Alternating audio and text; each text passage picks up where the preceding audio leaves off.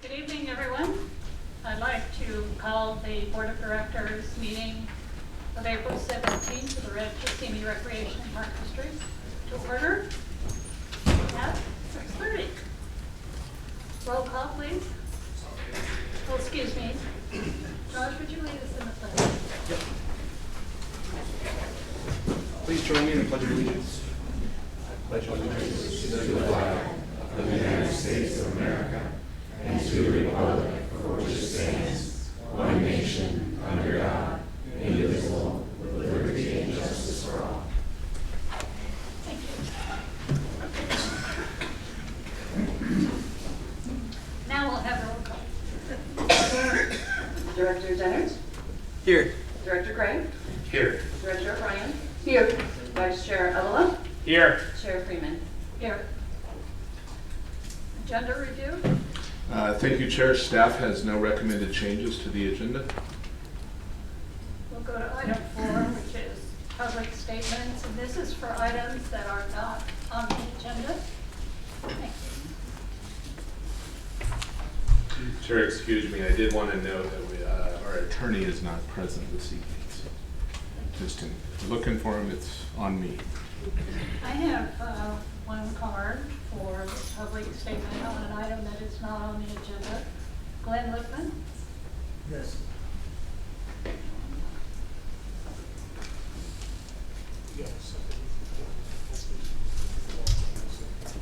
Hello, board members. Nice to see you. On Wednesday, March 20, I made a request to remove design use 25 from the use policies at the Rancho Senior Recreation Park District. I haven't heard anything. I don't know what the policy is.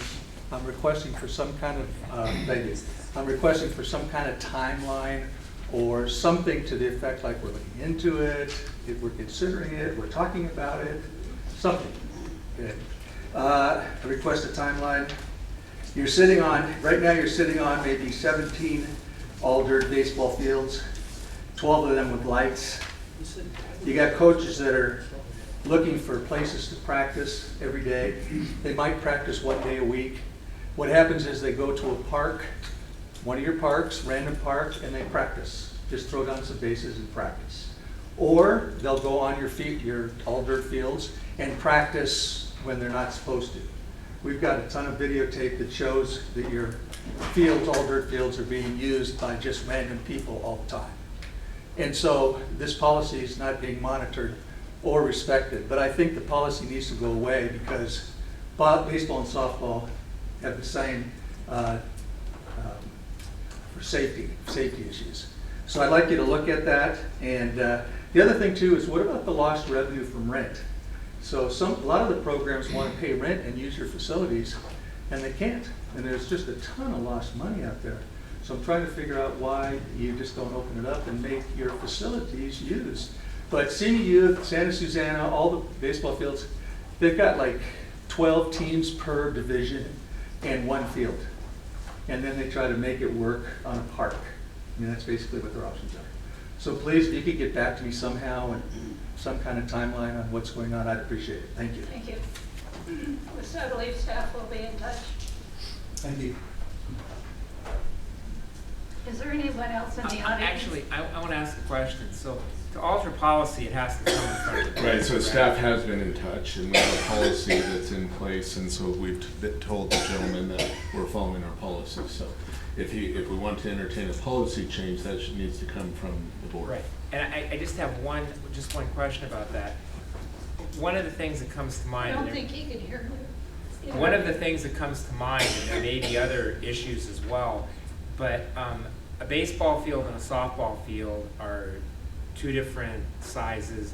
Baseball and a softball. Is there any? I just want to know: is there any liability issue to doing? Yes. Okay. There are several issues beyond just that issue with the policy. And I'm aware of what some others were, and that's why I personally am not asking to put it on the agenda. Yeah. So we've told them that we have a policy and staff is following it. There's several, beyond the issue of the liability, there's also several other impacting issues that might that are in place for good reason. So we haven't vetted all of those, but those are. Can you just can you just further make contact and further clarify, just so there's no misunderstanding? Sure, yep. Thank you. Yep. So what Ed is saying is there's not a timeline because none of us have chosen to put it on the agenda, but any of us could put it on the agenda and then we would have a public debate if we wanted to. You could do that. Is there any other one in the audience that has an item that is not on the agenda? Is there anyone on Zoom that has an issue that would like to be discussed under this item? Seeing none, I'll move on to the approval of the minutes of the March 2024 Board of Directors meeting. Are there any comments or corrections? I'll have a motion.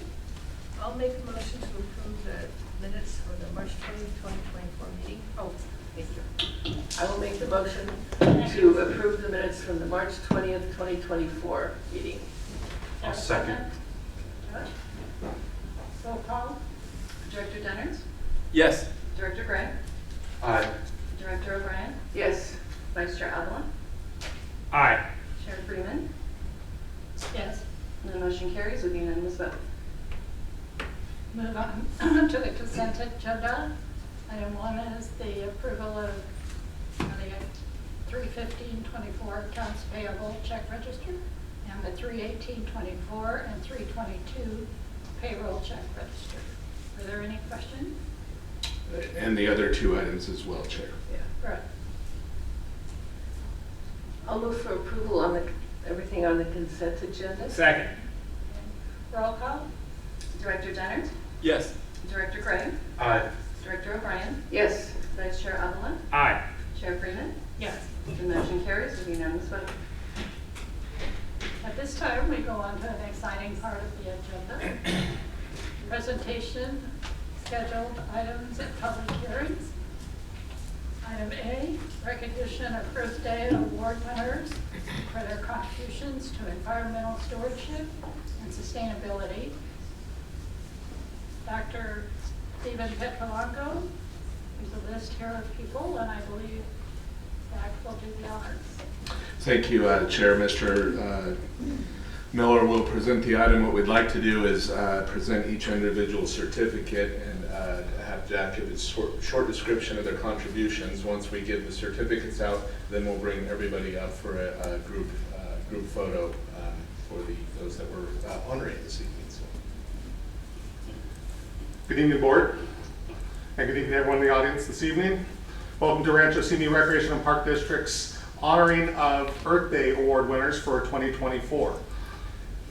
These awards celebrate those who have made a significant contribution to preserving our planet and promoting eco-friendly practices throughout the district. And these awards highlight the dedication and efforts of our nominees towards creating a more sustainable future here in our community. Our first award winner this evening is Dr. P. Dr. P, if you want to come join me. And I'm going to apologize in advance for names. I'm going to work through this as best I can. If I'm wrong about your name, just correct me in real time. You're the first one. He's pretty easy. Okay, I can do that. So Dr. P has generously donated soil, plants, and equipment to facilitate the hosting of gardening clubs at our after-school locations, completely free of cost. Through his contributions, students have had the invaluable opportunity to plant flowers, fruits, and vegetables, as well as explore unique plants like the Venus flytrap. He runs Dr. P's Prickly Plants that promote local plant life and indigenous plants. Not only have these students created vibrant community gardens at their after-school club locations, but they've also been able to take home plants such as cacti, succulents, and broccoli to share with their families, thanks to Dr. P's support and dedication. Dr. P, your commitment to environmental education and fostering a love for nature among our youth is truly commendable. Your efforts have not only enriched the lives of these students, but contributed significantly to promoting sustainability and environmental stewardship in our community. On behalf of Rancho Simi Recreation and Park District and all those here tonight, I extend our gratitude for your unwavering dedication and impactful contributions. Please, round of applause for Dr. Stephen Petrolanco.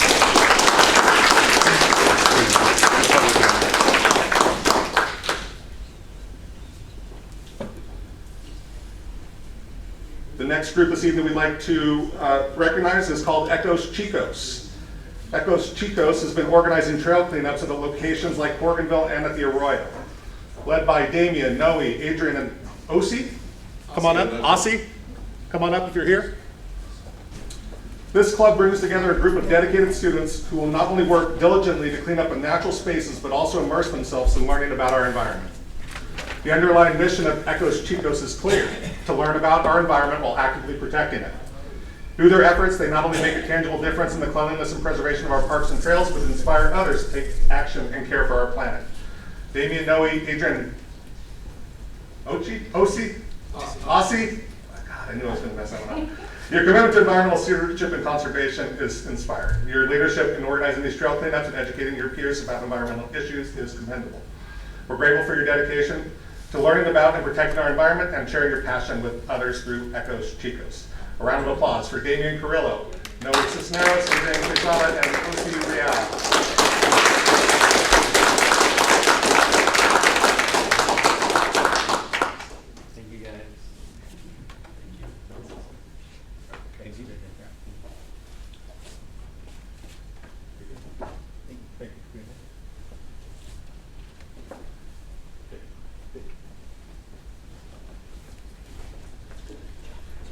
Okay, the next group we'd like to recognize this evening is the Moore Park College CKI, which stands for Circle K International. Its dedicated members, Dylan Dang, Thomas Areola, and Raquel Canals. Please come up.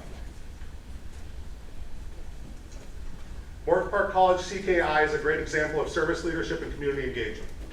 CKI is a service leadership program of Kiwanis International and has been instrumental in organizing Moore Park College students to participate in environmental cleanup activities.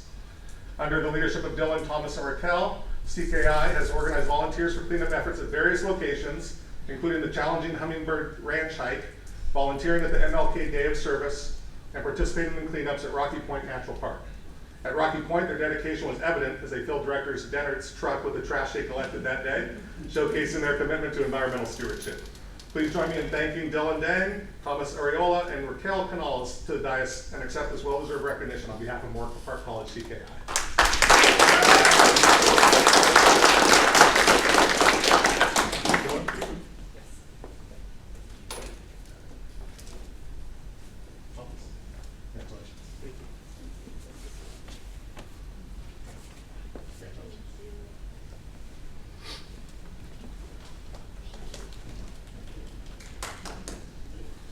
Okay, next this evening is another group of students. They don't have a formal organization, but they're affectionately known, at least in my script, as the Royal High School volleyball players. Sophia Pistichello, close. Jenna Rose and Chloe Denner, please come up.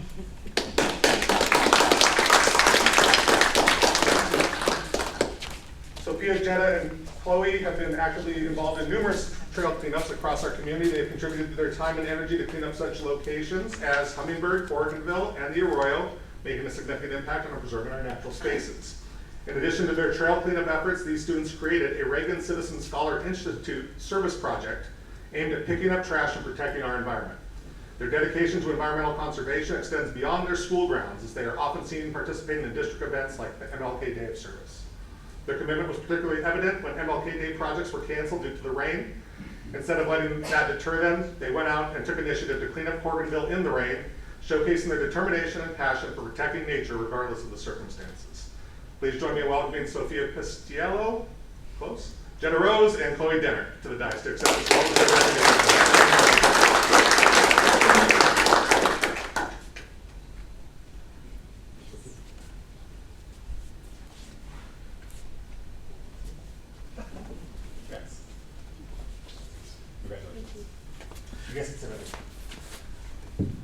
Thanks once again, and just one more acknowledgement for all of our Earth Day Award winners. Each of you has demonstrated a strong commitment to environmental sustainability, and your efforts inspire us to do better for our planet. Thank you again. Please all come up for a group photo with our board. Sure, also, if any of them would like to make a brief comment, you don't have to, but if you'd like to, you're welcome to say a few words if you'd like. Just wanted to say that how important it is for what you're doing for our community and for what you're doing for your own life too, making your life richer, and it's helping a lot of people. Thank you. I'll make a comment. So Director Dennert and I were talking about this over the weekend, and I was explaining to him, I never have totally understood the Earth Day thing, but to all you romantics out there, I've never understood Valentine's Day either. So to me, if you love someone, you love them every day, right? And if you You know, and if you care about our environment, you take care of it every day. And I'm familiar with some of these people, and you know, Director Dennett's made me familiar with others. What you do is a great thing. Your service is really appreciated, and you should be really proud, whether it's Earth Day or any other day, because I know your contributions go just beyond one day. So thank you so much. Congratulations. I'll make sure to talk a lot so they don't have to awkwardly stand there for a long time if anyone's taking photos of them. Young people are going to lead the way, especially with our support, including the support of Dr. P and people like him that enable them to do their projects and get involved in the community. And there is so much service up here in front of us, so congratulations to all of you. Mine will be even shorter. Congratulations, thank you for all the work you do, and ditto to everybody else's. Parents, if you want to come up and get a photo, feel free to do so. We need to Let's scoot. get in just a little bit closer. Yeah. Ed, you're just out of frame. Kate, you're out of frame. Let's come in just a little bit here. Sorry. Fantastic. Right here, 1, 2, off. Great job.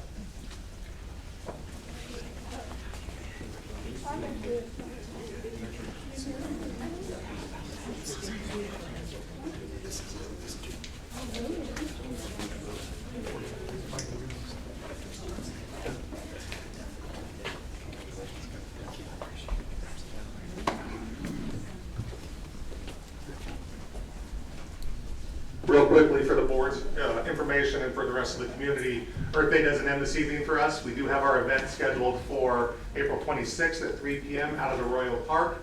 We'll do some community planting projects. We will have an installation of a small park sign out there, which is very exciting.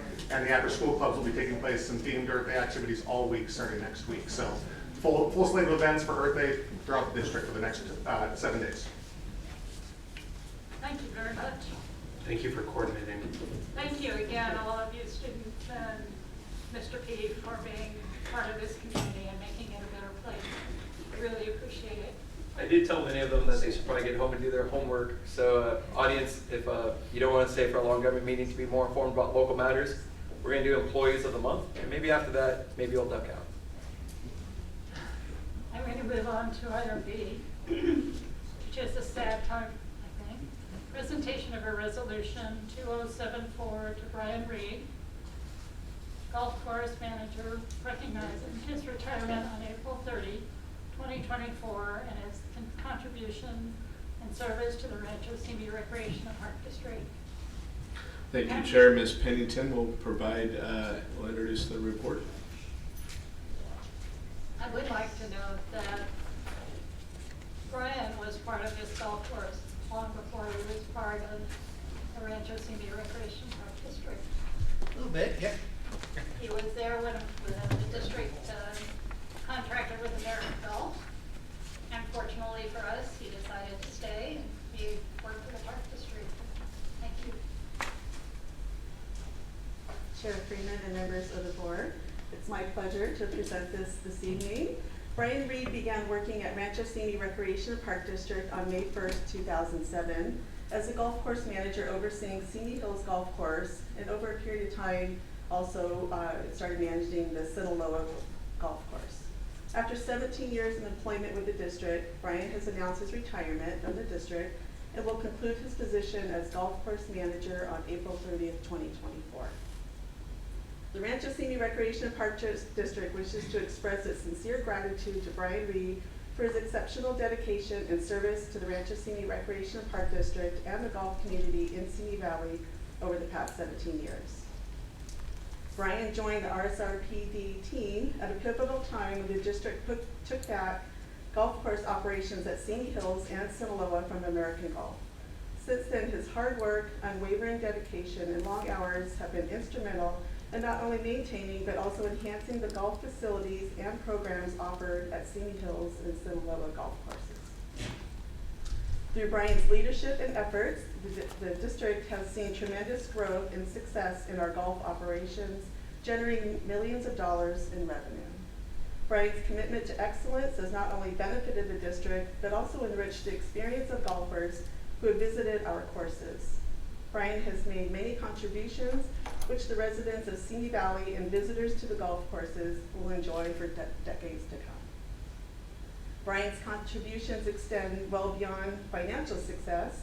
He's been a mentor, a team player, and a true asset to our organization.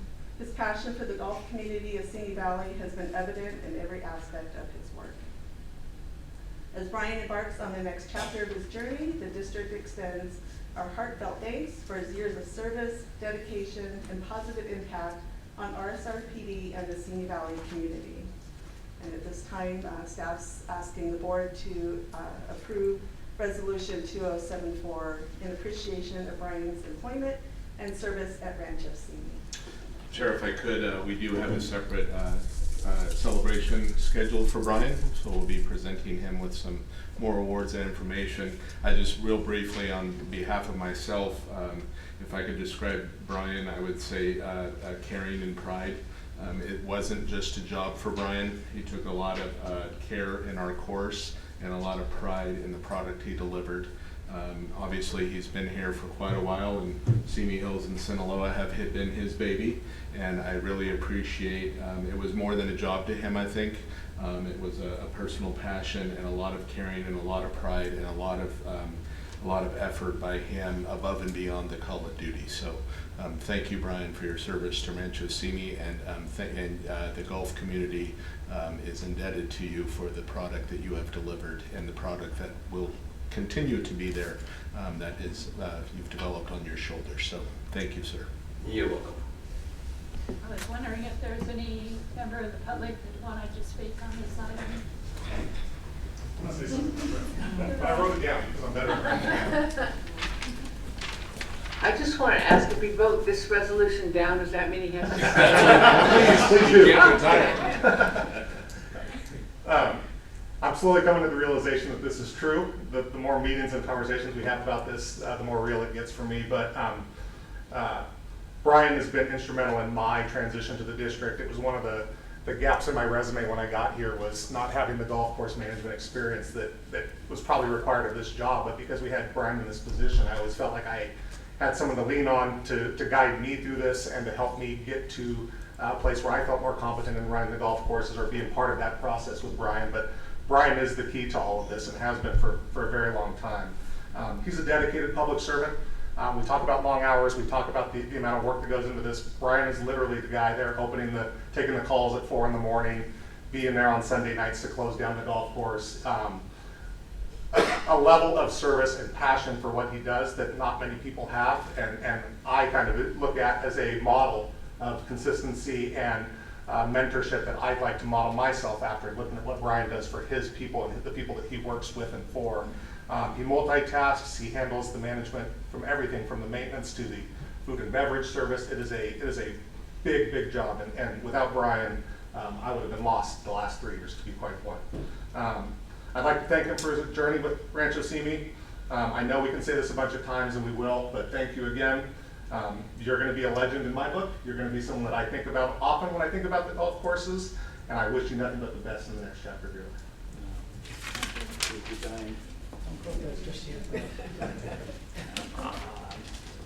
Good evening, board. I'm here tonight not just as a coworker of Brian, but as a local golfer, which is obviously a unique lens when reviewing somebody's hard work. And some people are so special they need to hear it from as many people as possible. And I put Brian in that category. He really, truly is that special. I feel terrible for our director of fun and our district manager. They've got a tall task to fill his shoes, and it's going to be difficult. Brian has led what I would say as a golfer is subjectively a top 1% golf course when you look at public golf courses that are administered by Park and Rec districts. That's how great a quality the golf course is, that's how great his staff is trained, and that's how well kept the course itself is. All those things are wonderful. They aren't even the best qualities that Brian has. As a coworker, he's been there as somebody that I can look up to as to how to conduct yourself professionally. He does some never heralded hard work with our Middle Management Association and making sure that our staff are well organized and well educated on things that are important to their day-to-day lives. And his impact here will be felt well beyond his time with the district. And so rather than be upset that he's leaving, I think we're all very thankful for the time that we got to benefit from his impact. So congratulations, and we're going to miss you, buddy.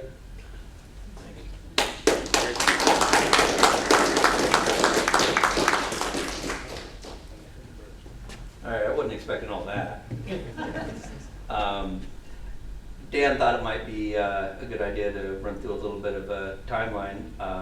Elaine mentioned that I actually have been at Simi Hills for almost 20 years. I started on September 30th of 2004. It was managed by American Golf at the time. I was the GM at Brookside in Pasadena previous to that, and living in Camarillo, driving up and down the 118 every day, and Simi Hills opened up. And I jumped on it and cut my drive in half, which was great, and turned out to be a fantastic move. I'm so glad that I did. American Golf was managed by American Golf. Simi was American Golf at the time, and Sinaloa was managed by Lynn Shackelford. Both of those two courses were taken back in-house, 2005 for Sinaloa and 2007 for Simi Hills. Fun fact about the golf courses is we've been in all three departments at Park and Rec. It was maintenance at first when the golf courses first came over, working for Ed Hayduck, and then after Ed left, transitioned over to admin, working for with Teresa, and then when Doug Gale left, we moved over to recreation because that seemed to be the most logical fit. So that's a pretty unique quality of the golf courses here at Simi. It's been a blast. I've loved working here. It's been rewarding, and I'm always going to be grateful for everybody I've worked with, and everyone I've learned from over the years. Especially want to thank Dan and Zach for their support and leadership. The golf courses have been very successful over the past years, and there's no way we could have done that without your guidance, and thank you very much for that. There's a couple of team members that have been with us from the beginning. Many of you know Matt Williamson and Alfonso Cadena, who's the assistant superintendent over at Sinaloa. Both of those guys have been with me, right from day one. I think they're the only two that have been here that whole time with me. So want to definitely thank them. I don't know if they're on, but thanks to those guys. The whole rest of the team, Jeff Hashade and his maintenance staff have done yeoman's work and kept the golf courses in great shape, and we couldn't have been so successful without their efforts. But I really want to thank the members of the board. You guys have been so good to me, and I'm lucky to have been in this position and benefited from your leadership and support. So thank you all very much for everything that you've done for me. As I retire from the district and take on my new role, you may not know, I'm going to be the head professional at Rustic Canyon Golf Course in Moore Park. I look back here on my time with the district with fond memories and appreciation. So thank you so very much. I really appreciate it. Thank you.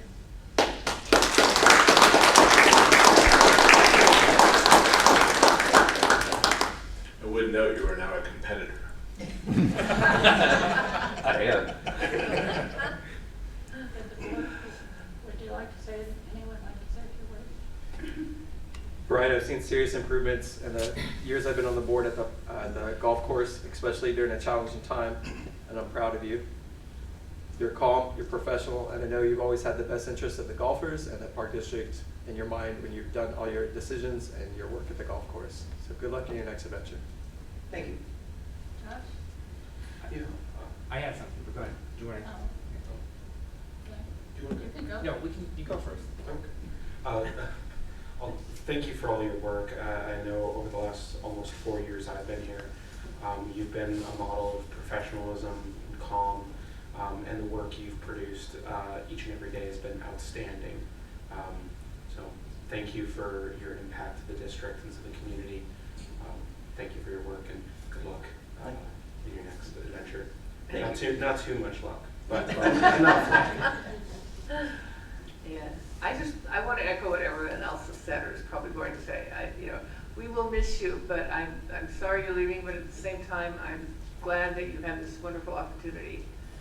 So I just want to say thank you for all your hard work, and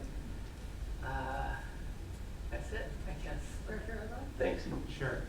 So Brian, I want to, I think it's no secret, we've had disagreements on the economics of the golf course, but as I stated before, and I'm going to emphasize tonight, we wouldn't even be at the point where we could have those discussions about the economics if it wasn't for your great leadership in making it such an outstanding course and such a popular course that just is, you know, bursting at the seams with people wanting to play golf. And so I really applaud you for that and the outstanding work you've done in making it a top-grade golf course and a popular golf course where people want to get out and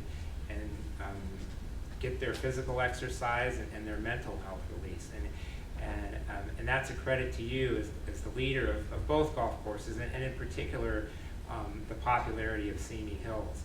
And the other thing I want to mention is, as I think you know, I talk to a lot of people, whether it's employees, golfers, members of the public, community leaders, and I can tell you, I think I can safely say that when it comes to nice guys, you're probably in the top 1/10 of 1% of nice guys in the community. So best wishes to you, Brian.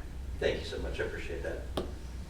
I would like to point out that not only did Brian do a great job at the golf course, but his community involvement as well as chair of the chamber through COVID, I think. And COVID year, yeah. he did a marvelous job with that. I want to point out that managing the golf course is really a people business.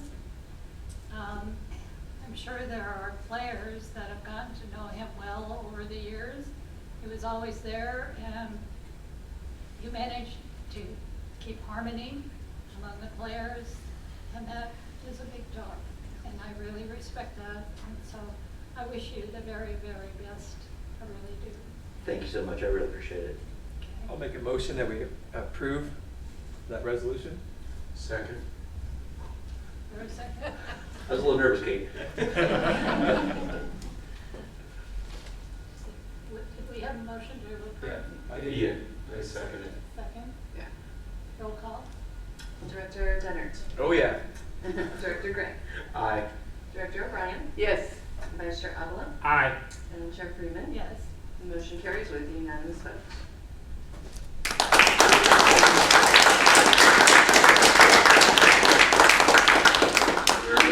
Like I said, we have another celebration for Brian, and for the next 2 weeks, we're going to squeeze everything we possibly can out of him. So, Do you yes. suppose there's anyone on Zoom? I don't know. Wanted to say anything? Me. Looks like Elvis, but I don't think he's there. Barbara? I just wanted to say You gotta come up. I just wanted to mention, Elaine and Kate and Wayne know, but Brian was in the Navy, and I'd like to thank you for that service. And when he was working here, he had to go somewhere, Korea, Japan. All over the place. Yeah, well, thank you for your service, and I wanted to mention that because I think we don't notice that enough when people serve for us. So thank you. Thank Good you, luck. I appreciate it. All right, thank you, sir. Thank you. And we'll see you on the 30th. Yeah, on the 30th at Simi Hills. Yes. Thanks.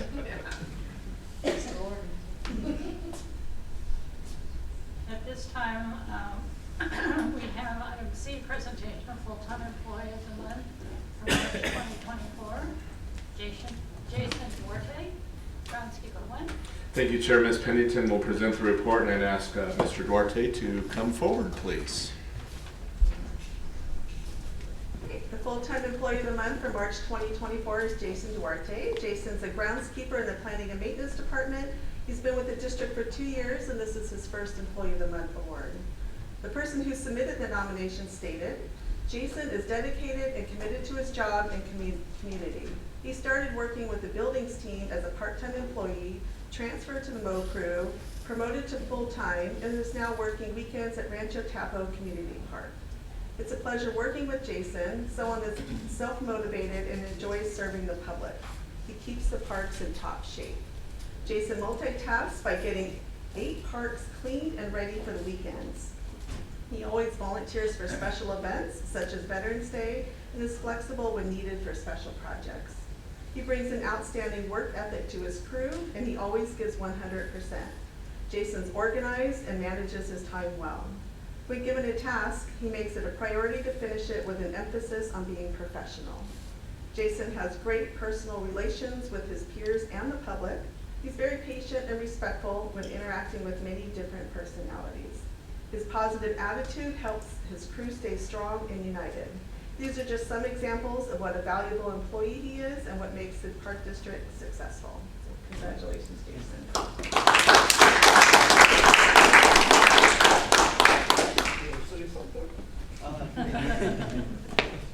I just want to say thank you guys for allowing me to show you how hard of a worker I am. And I'm going to continue working hard and continue making changes in the markets. Yeah, thank you. Thank you, Jason. Believe it or not, I almost didn't even recognize him in the room. He's not in a uniform. Every time I see him, well, he doesn't get to see me very often because I only see the employees that are not on the good list. Jason's an exceptional employee. He's very quiet. He's very shy. He does volunteer for all the duties. He's been there at Veterans Day for the past 2 years. He does anything you want. He gets everything prepared for the weekends. He does have the toughest part here in Simi Valley, which is Rancho Tapo, to get ready every weekend for all those birthday parties. I've received not one complaint. If our weekend lead gives up his title, I have a candidate to move in. He's young. He'll probably be with the district for quite a while. But I've been told that you're following in your family's steps. Your family business is in landscaping, or you're following in your father's footsteps, which is great. You never get to see that very often. So I just want to say congratulations. And yes, you probably don't see me very often, but you only get to see me when you're doing something wrong. You're doing everything right. Thank you. So thank you, Chair Jason. I just wanted to, I always say that where the rubber meets the road is out in our parks, where it's most visible, and you're out there on the weekends when they're the busiest. I've heard a lot of good things about you and the attention that you give our residents and our citizens on the weekends and the service you give. So for that, I just want you to know that you have a very important job for the district, and it reflects well on the district, what the work that you do each and every day. So thank you. Thank you. Appreciate it. Jason, we're going to get a picture.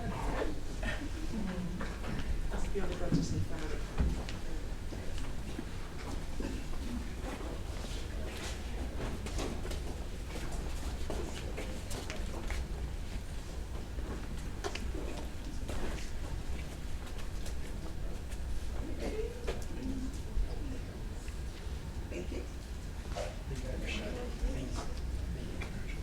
Thank you for all your work.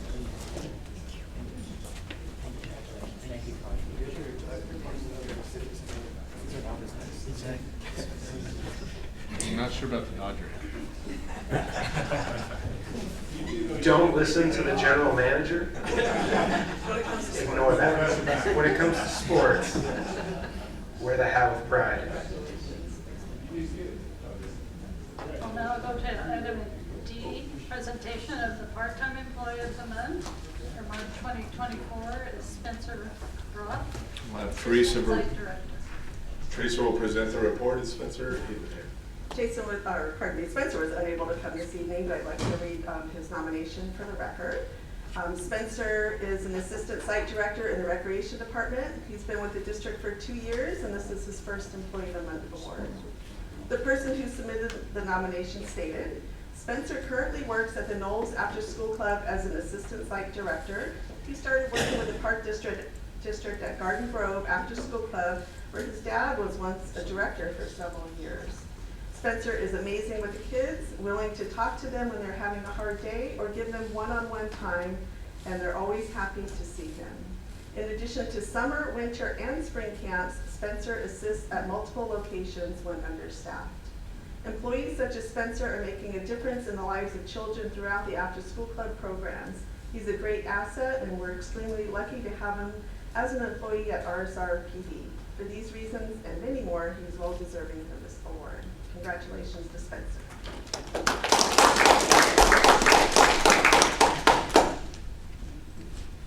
When you see him, tell him we're sorry he couldn't make it. Thank you. And for item E, annual presentation by the Simi Valley Historical Society.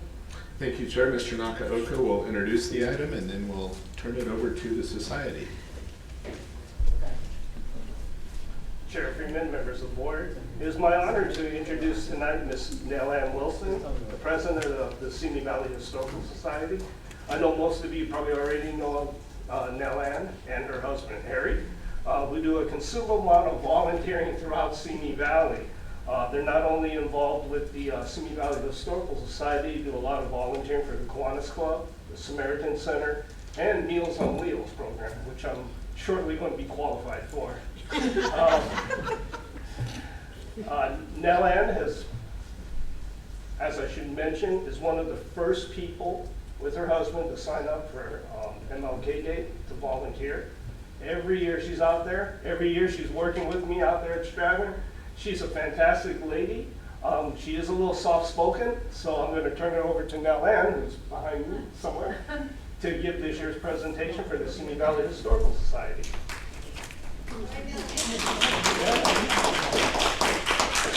Hello. Jeannie's passing out treats. Go ahead, Jeannie. Good evening, everyone. Thank you, everyone, for giving me the opportunity to highlight the year of 2023 at Stratton Historical Park. 2023 was a great year at the park. I'm going over some numbers with you and highlight some of the events, programs, and projects that happened last year. So let's get started. It's going to be fun. Okay. In 2023, we had 1,408 walk-in visitors sign our guest book. The actual attendance was most likely about 1,760. This is because we estimate that about 25% of our guests do not sign our book. Some of our guests come from faraway places such as Brazil, Italy, Switzerland, England, Scotland, Ireland, and the Netherlands. We have a total of 79 volunteers log in, a total of 7,069 hours. We say log in because our volunteers don't always sign in to record their hours. We're working on it. We have 31 docents who provide tours, 15 men on the restoration team who repair and maintain our equipment and make minor repairs to the buildings. We'll talk about them a little bit more in a bit. 3 ladies in the textile team, plus 1 volunteer during the holidays. And we have 19 people who volunteer to help with educational tours and events.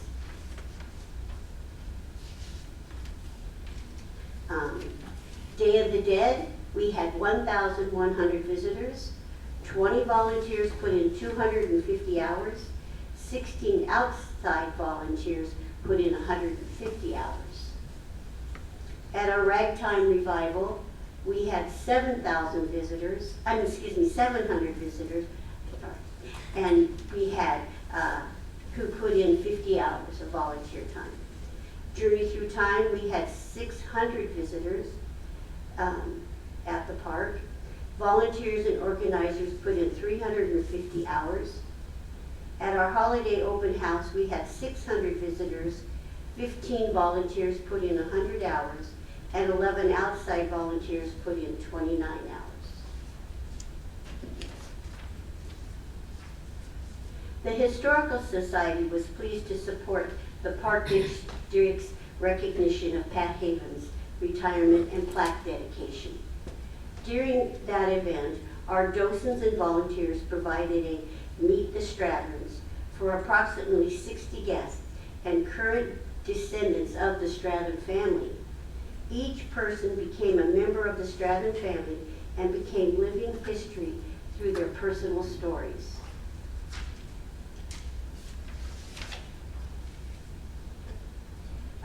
During our school tours, almost 1,100 third graders participated.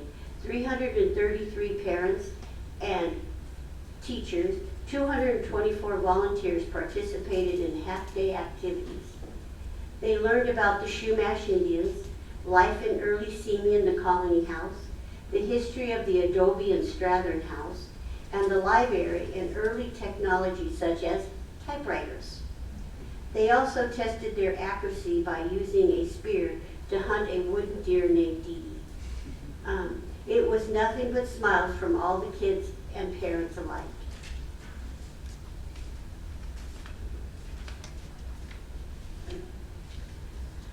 More than 80 people participated in special tours. For example, Guided Dogs of America asked for a special tour to give their dogs a puppy's first outing experience.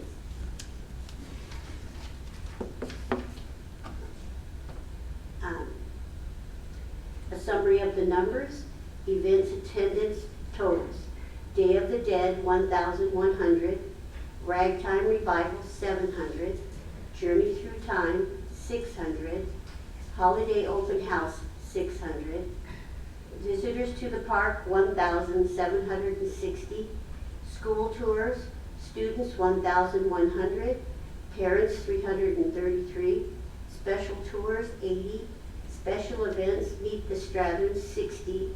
Volunteer summary docents, 31. Restoration team, 15. Textile team, 3. Outside volunteers, 19. Total volunteer hours worked, 7,069. That again is 25% that didn't sign the books. We would have had more. Using funds raised during our barn sale, we hired a local artist to replace the pitting shed murals. As you see, they're really pretty. She did a great job. 4 beautiful hand-painted pictures of the apricot harvest and processing. The restoration team sanded, primed, and painted the Simi Library, which was built in 1930. In 2023, we continue to build on the Simi history in many ways. We partnered with Pat Havens in the development of her next book on contributions of Mexican heritage families in Simi Valley history. We also created a series of audio interviews called Historical Narratives of people with early Simi experience. People such as Dewey and Rose Runkle, Leyland Gillibrand, Pat Havens, Chet Howell, who was present at the Strathern plane crash in Mexico, Juan Becerra, Sarah Camarillo Lalea, were interviewed to capture their pioneer and early family stories.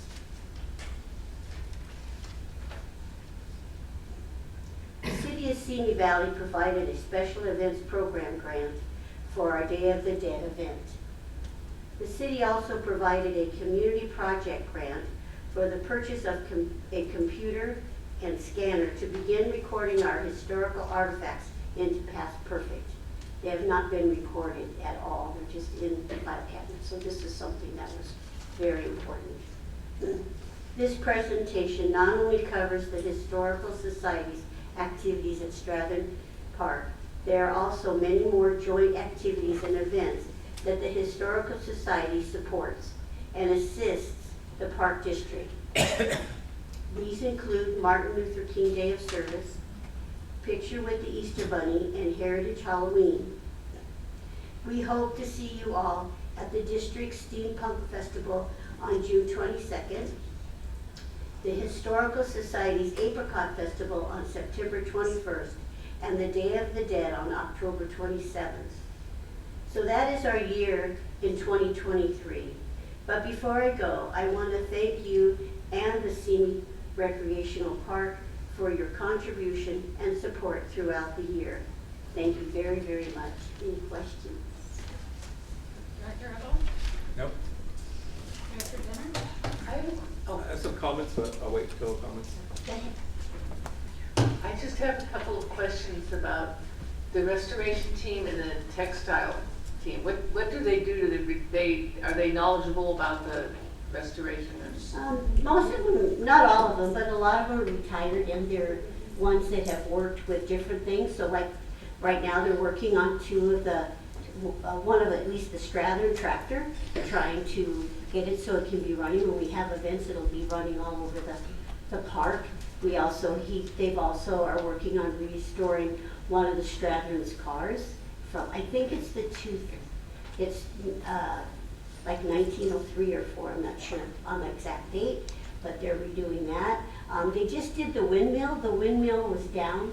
I know this is this year, but the windmill was making loud noises, and they finally got it down with the help of the park and district. They got it down and found that the bushings had failed, and one of them was completely cracked in half, as along with the bearing was cracked. So they didn't, there was nobody, they went to all these places looking for a replacement, and nobody had one. So they went, one of the gentlemen's workplace where he used to work went, and they let him use all their equipment, and they made a brand new one with polymer, and it should not wear out. That one wore out in less than 7 years. This one should last forever. And oiling it, we only have to oil it once a year, not every couple of months or whatever. So it'll last a long time. They're a great group of men in there. The textile girls, they are in there, mainly the Strathern House. They're in there going through the clothing, and they dress all the mannequins and make them look really nice. So when you come, if you come this month, they'll look this way, and when you come next month, they'll look a different way. They go through the stuff that comes through and picks what looks nice. So we do have mannequins through the Strathern House that are always dressed and look nice. Any other questions? Comment?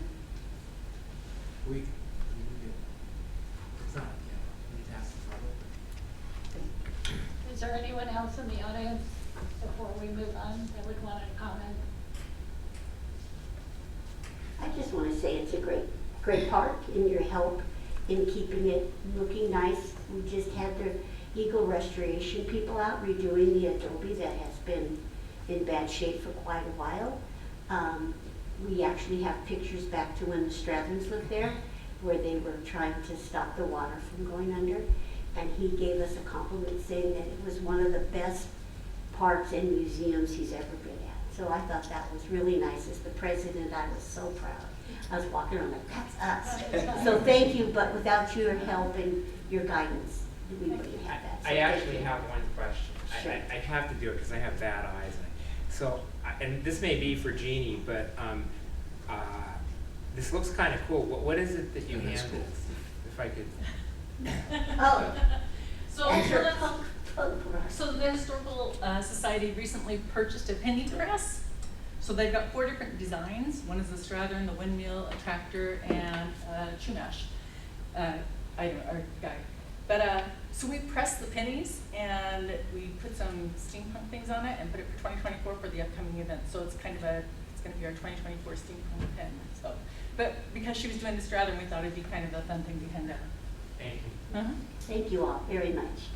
Thank you, Nella, and on behalf of the staff, thank you to you for your volunteer time and your leadership, and also to everybody that you're leading now. So we really appreciate it, and the work you guys do in partnership with us is very meaningful, and I really appreciate on behalf of the staff your time and effort out there. Thank you. We appreciate your help as well. And I want to thank you too. And I think just the fact that there are additional docents coming on board, and more volunteers, I think that points to the organization itself, but also the importance to the community. So thank you.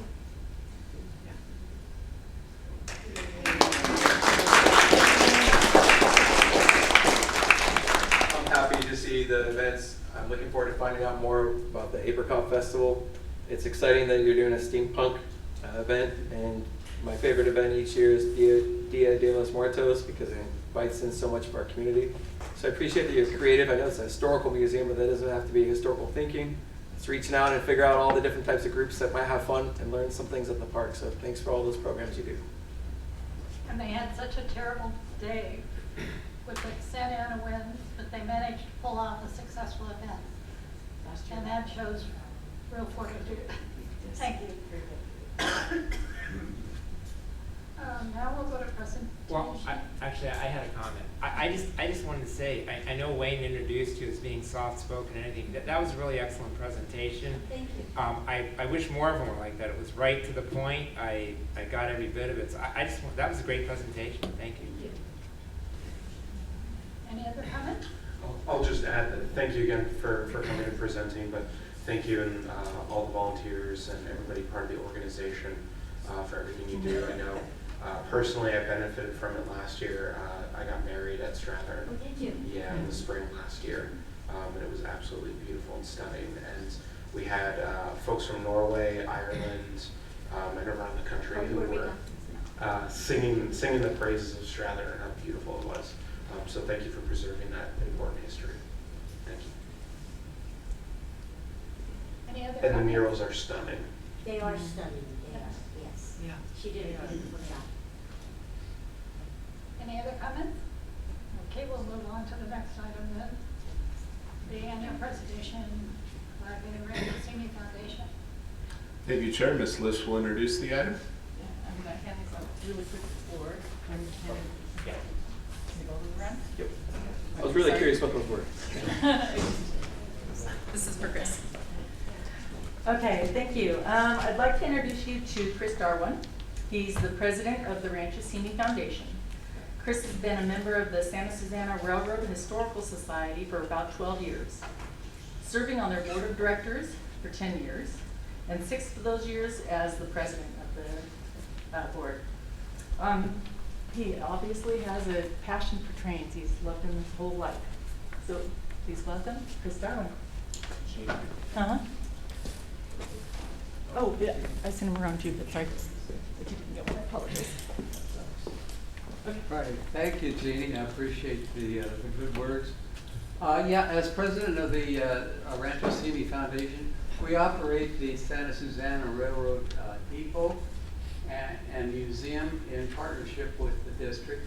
And at this point, I want to thank the district for all their support in making this building happen, keeping it up. It's going to get painted, I think, this summer, so that's a big project. It's a lot of work to keep it going. The depot, the next slide. A little background, the depot was built just on alongside the tracks on Los Angeles Avenue, just east of Tapo Street, by the Southern Pacific Railroad in 1903. And last year we had our 120th birthday party for the depot. The depot served the community for about 70 years. But as time went on, it fell into disrepair. The railroad travel moved ahead. Communication technology moved along, and it got to the point where the depot was no longer needed.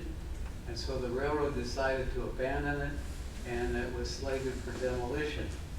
In 1974, following a community effort to maintain it, because the community realized how important that depot was to the history of the development of Simi Valley, and spearheaded by a former assistant general manager of the district, Donald Hunt, and some dedicated railroad enthusiasts.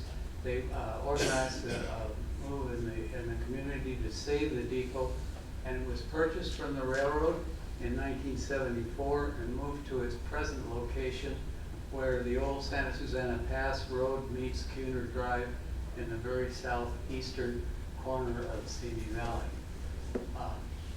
That was moved in 1975. So the Rancho Simi Foundation is a 501c3 nonprofit organization that works in partnership with the Rancho Simi Recreation and Park District to manage the depot and the museum. And our dedicated volunteers maintain the displays, upgrade them, service them, keep them clean and operating, and serve as doses to provide a public interpretation of the depot and Simi Valley's railroad history to the community. So after extensive restoration by the volunteers from the Rancho Simi Foundation, the Santa Susana Depot and Museum was finally opened to the public in the year 2000. And we hold a lot of special events there. As I said, last year we had the 120th anniversary of the depot. Every Christmas we do a Santa at the Depot celebration, where Santa comes and community people come. I think we had about 200 people this year. This photograph really kind of warms my heart. These children are all hearing impaired, and they were just having a great time meeting with Santa, who was here by my side. But it was a great day. Every year we have approximately 2,500 to 3,000 visitors that come from all over the world, mostly from Simi Valley and the San Fernando Valley, but we get them from all over the country and foreign countries around the world. We get around about 25 or 30 visitors every weekend day, and excluding, of course, major holidays. We hold about 10 to 15 private tours each year, and our volunteers contribute over 700 hours a year to docent duty and improving the museum and the displays. This is a floor plan of the facility, just to get you familiar with it. We have at the lower right there is a waiting room which serves as a museum, Railroad History Museum and local history. We also have a Corriganville exhibit in there, which I'll get to in a little bit. Moving along at the far, in the center is a freight room. That's where the model railroad is. And then the east room is a public meeting area. The second floor is the living accommodations for the station agent and his family, and that is open also to the public. The waiting room, we show here in two pictures, is basically a railroad artifacts exhibit, history. And if you look in the right-hand picture, you'll see at the very right-hand edge past the potbelly stove is a Corriganville diorama. It's about 7 feet long by 2.5 feet wide. And to the left of the smokestack is a vertical display case, well lighted, and that has a lot of Corriganville memorabilia in it. That Corriganville exhibit is a popular part of our museum, and I'll get back to that in a little bit. The waiting room, and this goes on with it. You know, I love this picture of our hero there in the white hat. And in addition to the collection, a selection of Corriganville themed artifacts, the waiting room also features that diorama, which I explained to you a minute ago. The agent's office has been restored to just like it was in about the 20s and 30s. With people who walk in there, it's like walking into the past. And we have these mannequins that demonstrate how things were handled back in the day. The train room, this is the kind of the wow part of the exhibit. This is a photograph of the layout as it was taken during an operating session, but it's fully scenic and operating. And we are going to be hosting the National Model Railroad Association in August of this year is going to be having their national convention at the Long Beach Convention Center. And we're going to be on a bus tour that will bring the people out here from all over the country really to see this museum or this layout. On the second floor, we call it the Tom Berg apartment. Tom Berg was kind of the motivating force to setting up this whole museum. And one of his last project, in fact, was to restore the second story apartment to the way it looked in the 20s and 30s. This is a very popular attraction, especially with the women. They love to go up there and see how people lived back in the day. The East Room presently serves as a multi-purpose community meeting room. It's available for public use and rental by the Simi Valley Park and Recreation District. The foundation at this time, and this gets into kind of the ask that I want to present to the board. The foundation is permitted to hang photographs, posters, and other small exhibits on the walls of the East Room, but larger or more significant displays have to be approved by the district's general manager. This is two photographs of the East Room as it exists. On the left is shows the north wall of the museum, and it is, as you'll notice, between where the railroad crossing sign is, that's a sliding door, and then the swinging door on the left there. That we would like to. That's an unused bit of floor space. On the right-hand picture is the west wall, and that's basically used. There's some photographs of railroad pictures on the wall, and just tables stored alongside there. This is a plan of the East Room as it exists. If you'll notice in the upper right-hand corner, there's an awkwardly shaped space that's separated off with movable partitions. That's where stores, chairs, and some other miscellaneous things are stored. We want to reconfigure that to make it a more efficient space and move the tables into that area to free up the space along the west wall.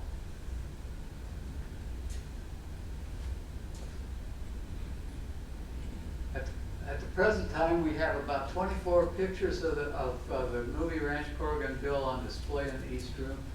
And additionally, we're working on getting more posters and other pictures from Corriganville fans. I've been talking to Greg Anderson that runs a tour every third Saturday of the Corriganville site. He supposedly has a lot of things that he's been keeping. I've talked to other people. I know Dave Howe at Strathern Park has told me that they have a lot of things there in the park and storage that might be a benefit to us. And we hope to develop the East Room into a Corriganville specific display, which will, we hope, increase our visitor traffic by appealing the museum to a wider group of people. The foundation has also several interesting railroad-oriented exhibits that we just don't have room to display. And so we're looking for ways to create more space in the Railroad Museum. What we're planning to do is move that diorama, and you can show the next slide. Go one more. Here we go. These are the same pictures that you saw a minute ago. This is the way we envision reconfiguring the East Room. On the right side is where the tables are stored. We want to put some glass display cases in there and move the material that's displayed in the East Room to that location, which will free up space in the waiting room for a railroad display. And we would like to move the diorama to the space between the two walls there, where the sliding door and the swinging door on the north wall. And these displays, again, we need permission to do this, but they are designed so that they will not severely impact the use of this East Room as it's presently intended as a meeting room, public for public and for rental by the district. These four graphics show the floor plan of the East Room and the ways that it can be utilized given our added displays. At the lower right is just the open display that's available for exhibits or whatever people want to do in there. To the left of that, at the lower left, is the meeting configuration. I'm showing 24 chairs in there and a head table so that clubs, organizations, I know the ranch or the Knowles homeowners meet in there, and that would be a public meeting area that's conducive to that. The upper left-hand corner is a configuration for a conference room where we can set up the tables in a conference configuration. And then again, on the right, upper right-hand corner, I think there are about 37 chairs or something in there. That could be set up for like a theater or a lecture hall. But those that illustrate how the room can still function in its present intention as a public meeting facility. And with, you know, given that, our added furniture and displays and so forth.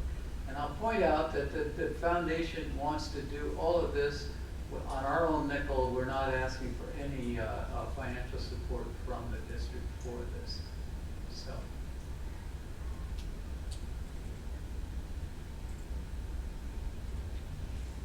The advantage, yeah, go ahead. The advantage too is that basically we want to improve our displays at Railroad. We want to improve the Corriganville aspect of it in the hopes that that we can appeal to a much larger group of people and make the museum a more popular place.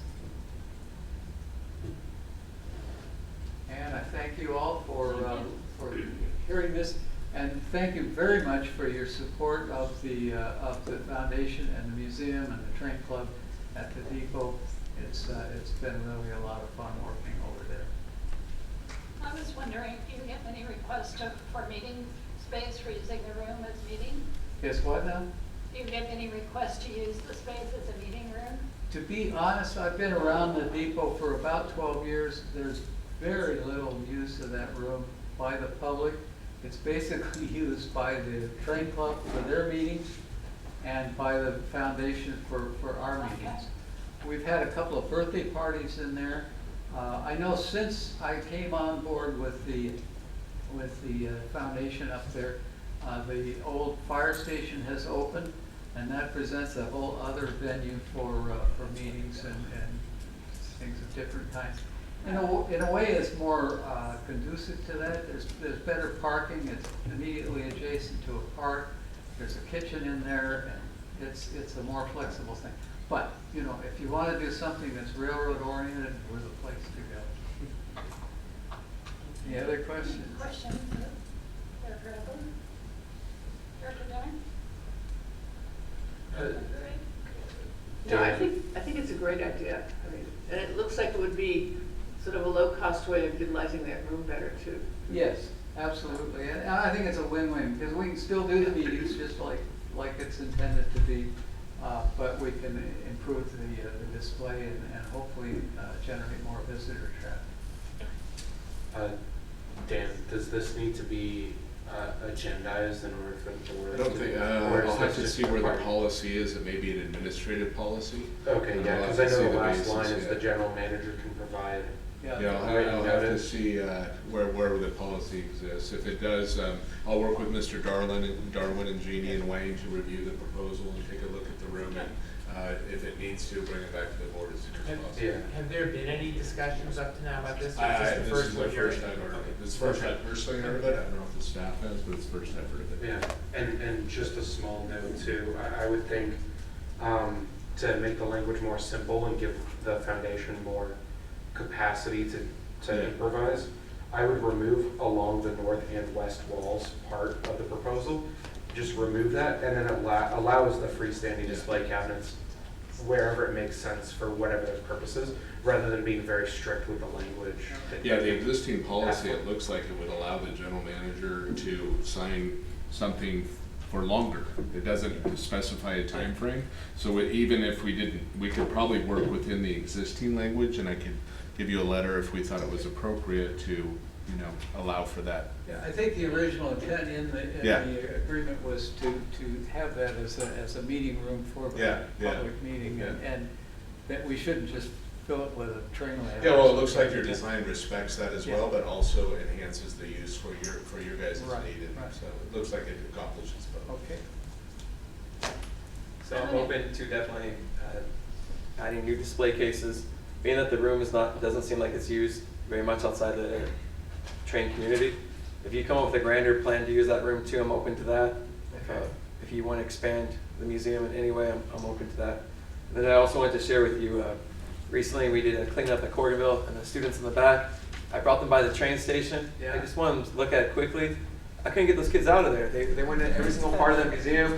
They went upstairs. I've never been upstairs before. They were really into it. They were asking good questions. So I do see there's a role for inviting the youth out. And then lastly, you'll be happy about this. A Boy Scout project came under budget, and the Scout had extra money that he raised. And he wanted to donate it back to the Park District. So I'm going to bring that to you.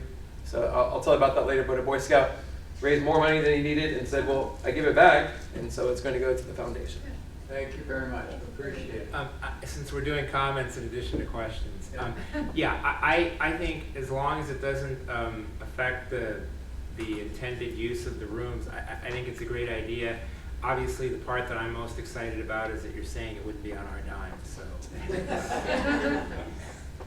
Well, we figured that those display cases along the west wall are probably going to cost around $2,000, give or take, you know, by the time they're installed and so forth. We recently got a contribution, just coincidentally, of $1,000.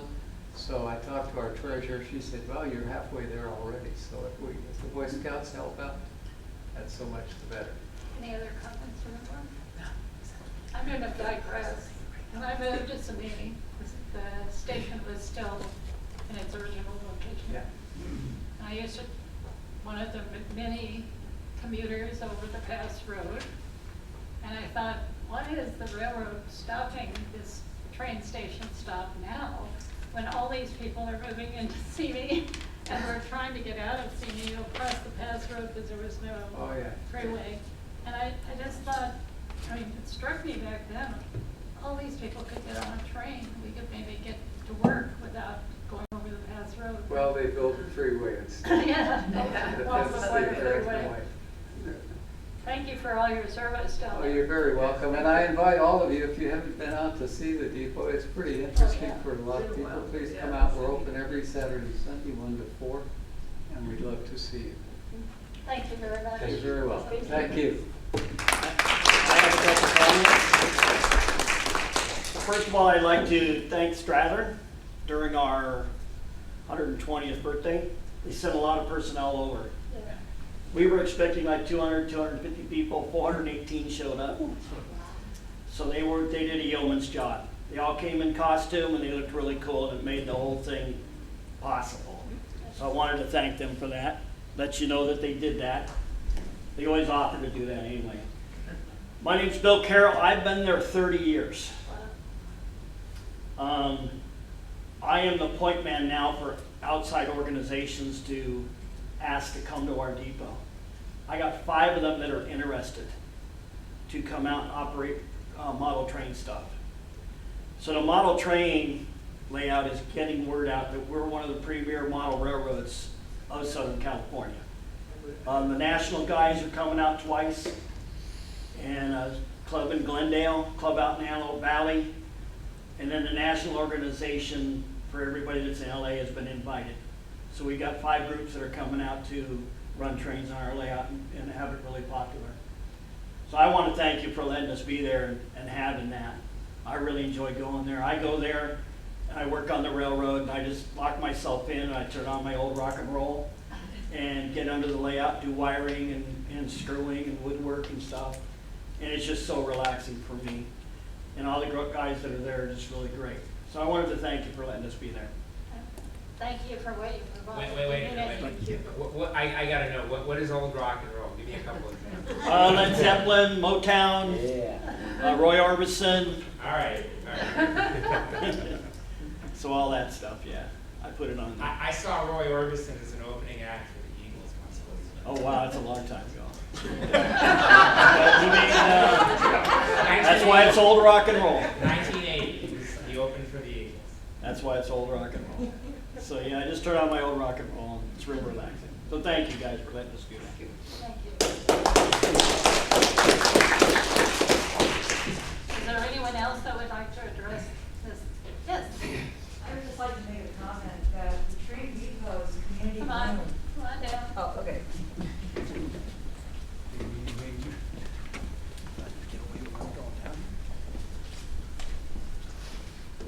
I'm Bosley, I'm past president of Simi Valley Historical Society. I just wanted to say that the train depot's community room is not just a meeting room. It is open every Saturday and Sunday to the public. And the public goes in there, they get to see all the ones on the wall. You know, Irene, Kurt, Bill, everybody interacts with them. It's not just a meeting room. Okay, it is a historic display.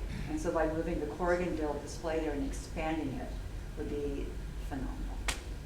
Okay, so I just wanted to point that out because it wasn't said that that room is open every Saturday and Sunday. Okay? She's past president of the Stratford.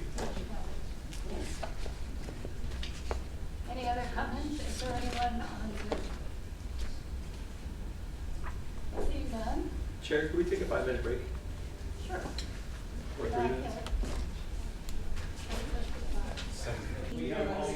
I will call the meeting back to order at 8 o'clock.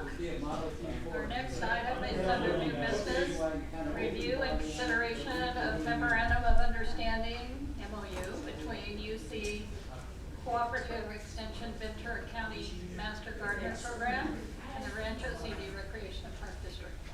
Thank you, Chair. Jeannie Liss will present staff's report. Good evening again. Chair Freeman and Board, thank you. I'm here tonight to present for your consideration a memorandum of understanding between Rancho City Recreation and Park District and the UC Cooperative Extension Ventura County Master Gardener Program. The Master Gardeners are a group of volunteers who have gone through extensive training, which includes 80 hours of in-class instruction, 20 hours of hands-on, and a minimum of 30 additional hours in their first year of volunteering. Over the past year, the district has worked with the Master Gardener Program as part of our outdoor programming objectives. Our garden therapy classes have been very popular and well attended. This Memorandum of Understanding, or MOU, will broaden our partnership with the Master Gardeners by allowing a designated group of their volunteers to work at Stratham Historical Park in an area currently designated at the park as the Stratham Memorial Garden. The Master Gardeners will use this garden and also educate the public on horticulture. The MOU outlines the location, the goals, the responsibilities for both entities, and term limits, as well as how to modify the agreement if needed. In Exhibit A, attached to tonight's packet, you'll find the project description, which goes into more detail on the agreement. And I'm not going to go into everything, but if you have questions, I'm here. Director Evelyn? Director Dinner? No questions. Just out of curiosity, do you know what they'd like to do or any rumors?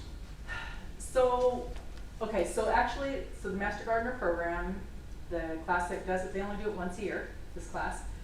They're literally graduating tonight, graduating class. So they are looking for a location that's more local. They don't have any place for these new Master Gardeners to go. So they're hoping that this will be their location to send their, with supervision, their new Master Gardeners. So they will clean it up. They will plant new plants that fit the area in the historical park. They will have to agree with us to what goes in, what they do, little agreement. But they'll clean it up, plant new plants, and they will also maintain it. And as well as educate public comes in. I've been to a couple of the classes they gave on Saturdays, and they're really knowledgeable, and it's fun, and they're passionate about gardening. This expands that. That sounds really cool. It's a great group of people, really good, and very dedicated. Have they been doing that for a couple of years now? No, for maybe about a year, maybe a little bit more than a year.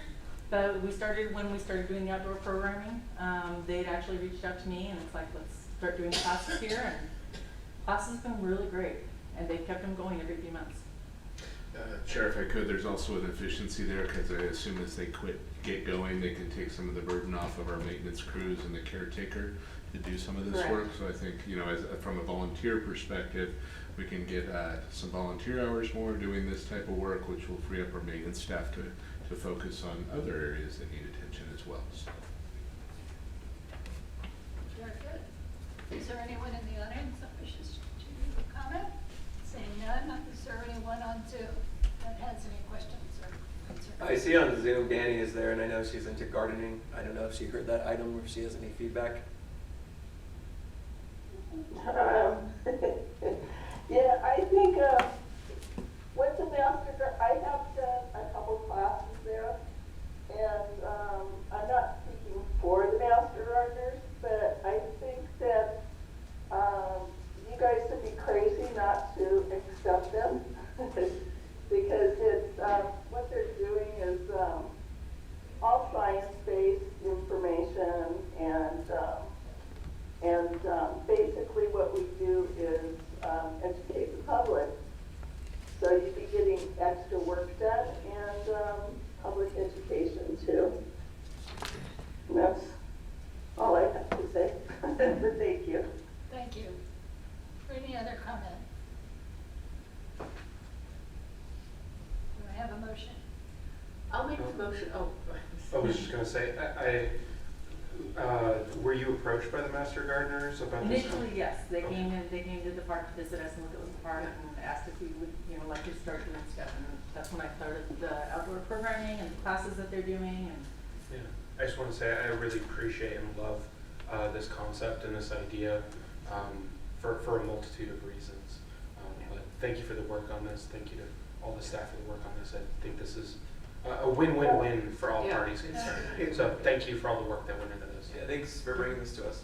and I will make the motion to approve the MOU for this project. Is there a Second. I'll second. Roll call, please. Director Dennert, Yes. Director Gray, Aye. Director O'Brien, Yes. Vice Chair Avila, Aye. Chair Freeman. Yes, The motion carries with unanimous vote. thank you. Thank you Thanks, very Jeannie. much.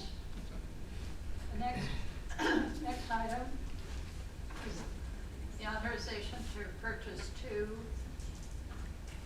Ford F-150 crew cabs. And we'll go into the long description. Thank you, Chair. Mr. Nakaoka will present staff's report. Chair Freeman, members of the board, it was approximately 3 months ago when I was crying the blues that I did a public bid for vehicles and we didn't get any price quotes.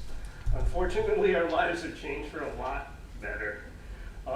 CMAS dealerships are now contacting us with excess vehicles due to the CARB regulations imposed on government agencies. Seems like they bought too many of the wrong cars.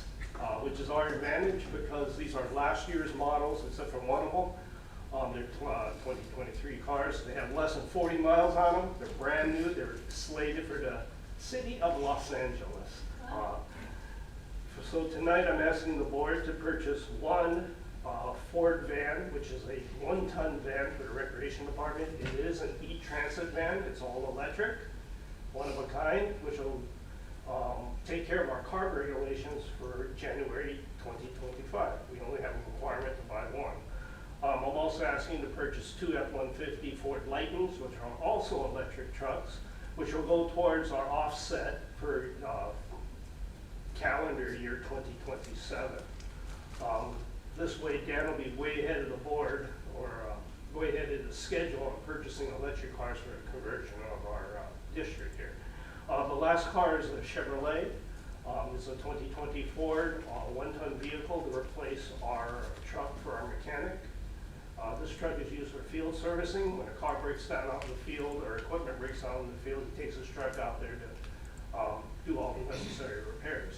All of these trucks are sitting on lots right now. They're available right away. I've been told that if we buy the 3 Ford vehicles listed in the staff report, the 2 F-150 Lightnings and the van, we're going to get them in 3 weeks. They're going to ship them down to us. The Chevrolet truck, while it's sitting on the lot up there in Sacramento at Winter Chevrolet, we do want to replace the bed with a toolbox. That's called an uplift assembly. Unfortunately, what they do is from Sacramento, they ship it to Carson, California, to put the uplift box on. Then they ship it back to Sacramento to ship back to us. We're going to try to cut that a little bit and ask Winter Chevrolet, if we do purchase the vehicles tonight, can we pick it up directly from Carson, California, instead of shipping it back up to Sacramento and then shipping it to us? All the shipping fees are in here, so I'll be asking probably for a credit on the shipping charges. They should be giving us a break since they don't have to transport it twice again.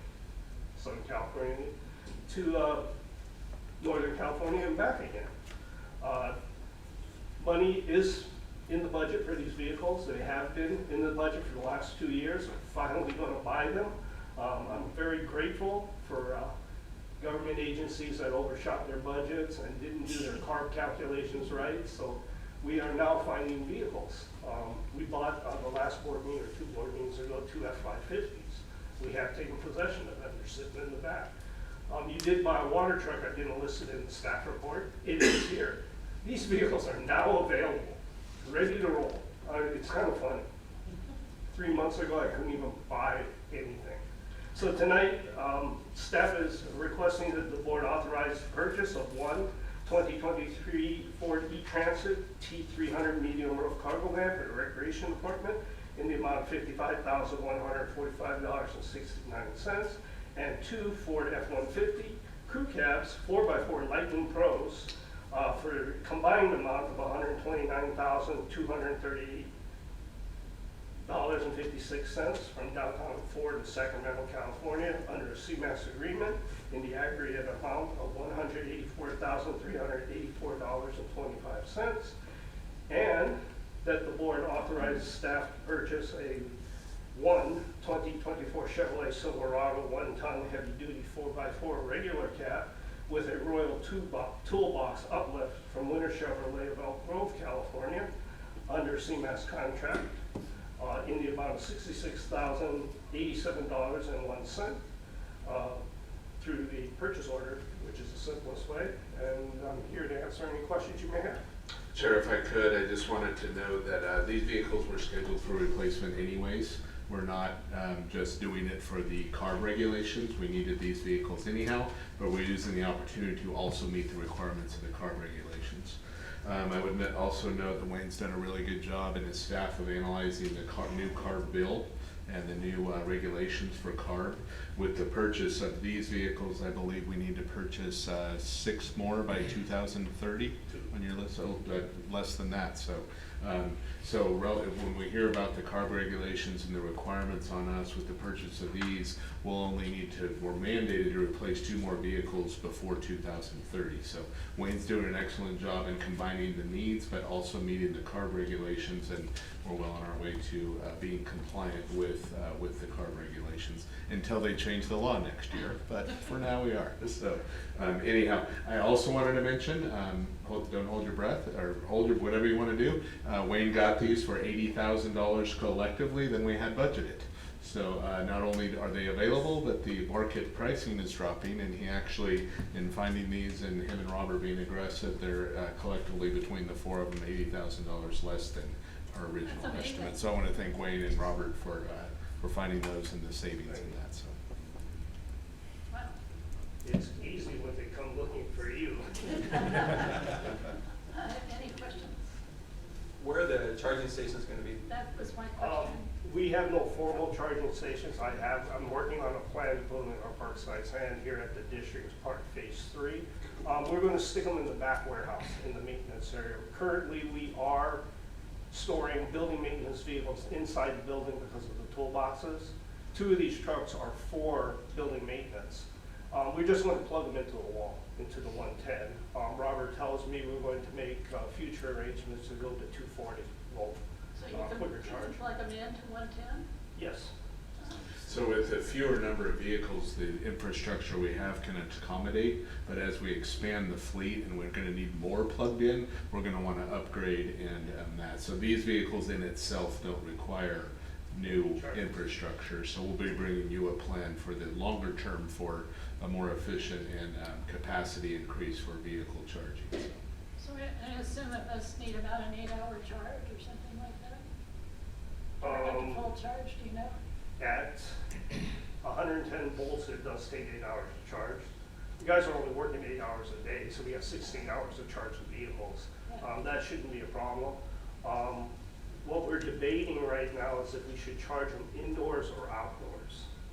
That's the only debate, because there have been some claims that car batteries catch on fire during charging periods. We don't want to burn down the warehouse, so we've already figured that one out too. We have roll-up doors out there. We can put the extension cords outside the roll-up door and plug them into the cars in our loading bay. So we figured it all out. If we go to 240, the charging time, I believe, on all 3 vehicles is down to 4 hours. Yeah, that's what I thought. Yeah, it's rapid charging. Any other questions? Related but not to charging stations, have we gotten any money from the county, from the green energy grant or whatever they got 4 months ago for charging stations? Do you know? No. Okay.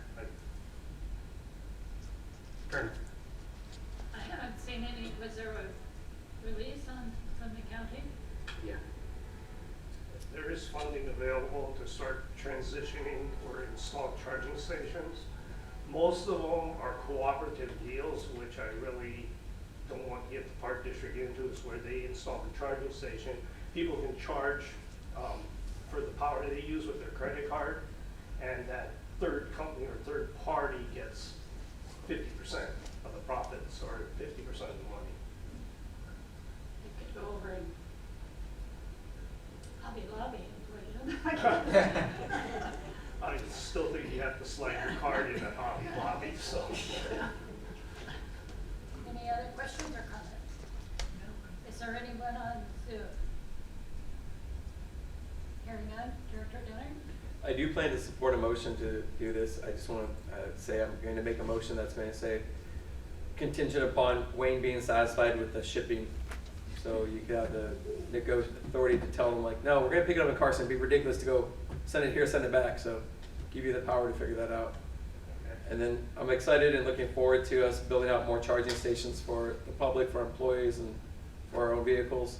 So maybe whether it's this time or next time, that if an employee is paying for it, you know, charge at work too. So I'll make a motion to approve it with a contingent on Wayne being satisfied with the shipping methods. Is there a second? I'll second. Roll call, please. Director Dennert. Yes. Director Gray. Aye. Director O'Brien. Yes. Vice Chair Avila. Aye. Chair Freeman. Yes. That motion carries with the unanimous vote. Thank you. Our next item, C, consideration of California Special Districts Association, CSDA, call for nominations to fill Coastal Network seat A and B, and the Board of Directors for the new term, 2025 to 2027. Thank you, Chair. I'll provide the report. We routinely CSD and CRPD and our associations are routinely looking to fill seats by nomination and election. This year, there are 2 seats available in what's called the Coastal Network. Seat A is available for up for re-election anyways, and Seat B currently has a vacancy. So according to their bylaws and their plan, they want to accept nominations for Seat A, and to fill the vacancy, they're going to take the top second vote getter to fill the vacant term. So with that, it's this is the board's opportunity. Elaine is currently the CSDA president. She plans to be a nominee for either for Seat A. And with that, this is the board's opportunity to nominate any candidates, should you so wish. I did run this by the senior staff in the organization. If you look at the commitment and expectations, there is a pretty hefty commitment here. 4 to 5 meetings annually at the office in Sacramento. Participate in 1 committee, meeting 3 to 4 times a year in Sacramento. Attending all of the conferences, completing the Special District Leadership Academy. So the time commitment is fairly extensive with some fairly extensive travel. I can say that from having served on that board for 4 years. And it was actually one of the reasons for the decision not to rerun for the position. There really is a commitment. So yeah, it looks like you're going to Sacramento once a month.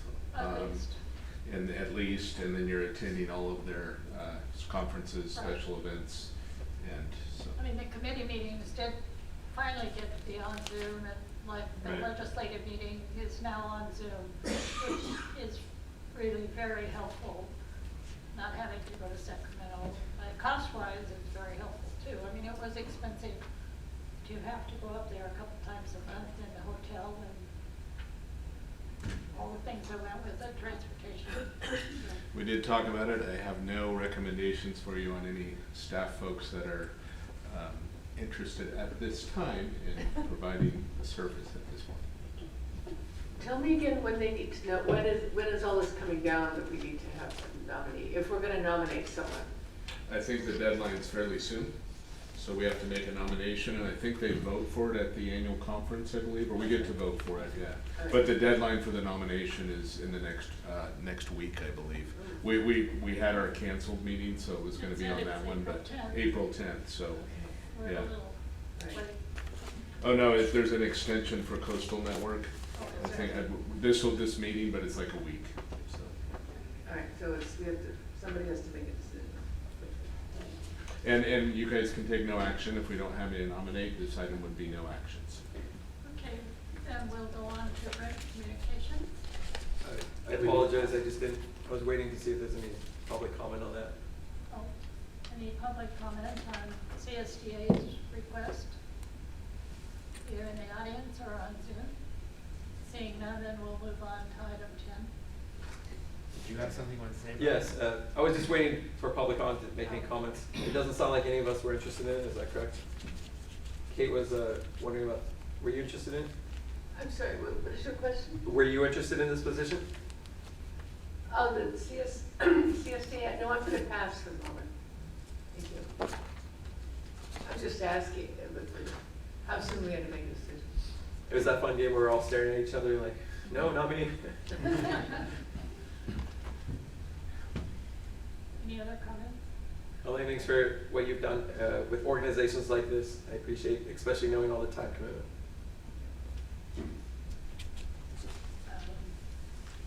Written communications. Staff has none. We've gotten our, I think the board's been copied on, some usual maintenance items and concerns in our staff. We follow up on those and have addressed the ones that we've received, so. Any board member have any written communication? I have two brief. One, Zach, he said he's going to forward it to you, but a tennis coach had a proposal, and I said you were the expert in that. And you've received that, sounds like? Yeah. Okay. I'll communicate with them. So I received a request, and I forwarded to Zach as an expert in the field to determine the value of it to the park district.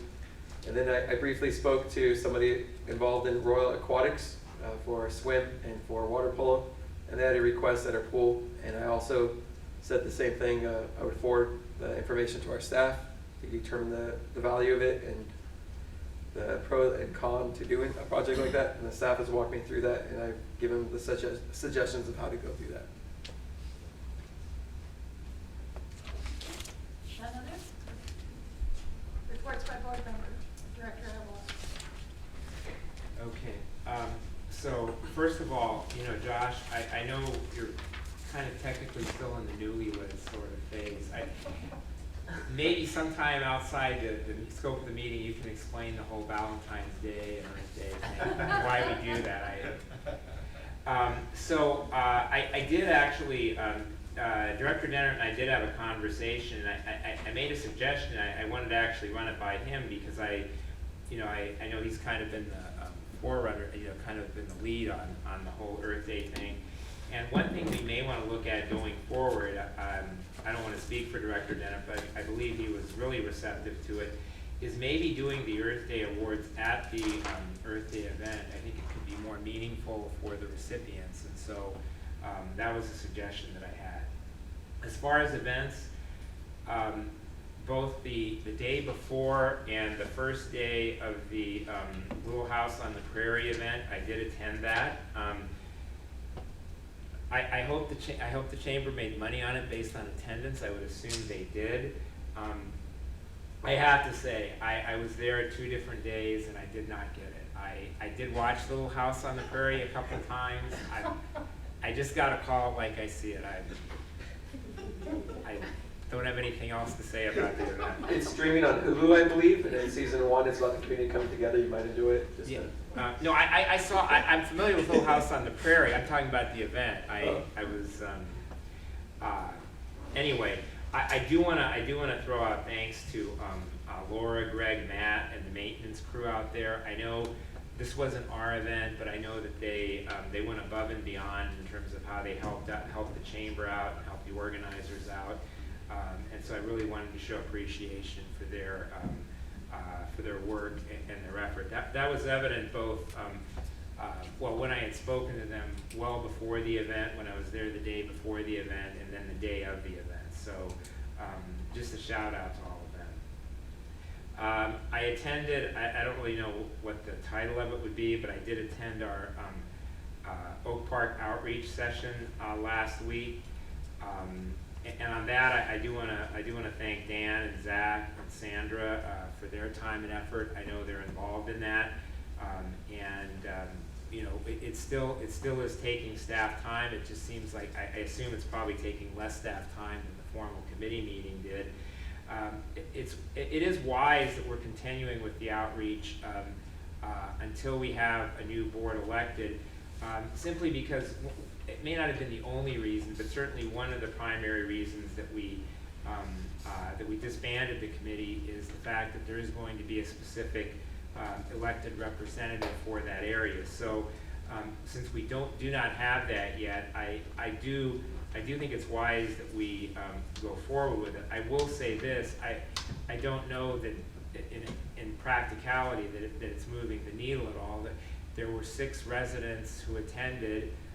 One of them was a conscientious school board member. There were a couple pickleball people there, and a lot of the comments focused on we're not doing enough to publicize our meetings and reach out to the community, and it's just puzzling to me when I keep hearing that, and I think back to our pickleball tennis meetings and our districting meetings, and I don't know why certain members of the community aren't knowing when the meetings are, but Oak Park showed up in huge numbers, either in person or on Zoom, for all of those meetings. So I hear it, I've heard it for years, but again, it's not consistent with what's actually happening out there, and that is that the Oak Park community is aware of issues that are out there, and they're addressing those issues in the best possible way. They're actually attending our meetings rather than sending the message through an intermediary, and that's the way it should be. So, obviously we're not going to be able to afford the staff time to do outreach to every single district once we have elected representatives for districts, and we don't need to.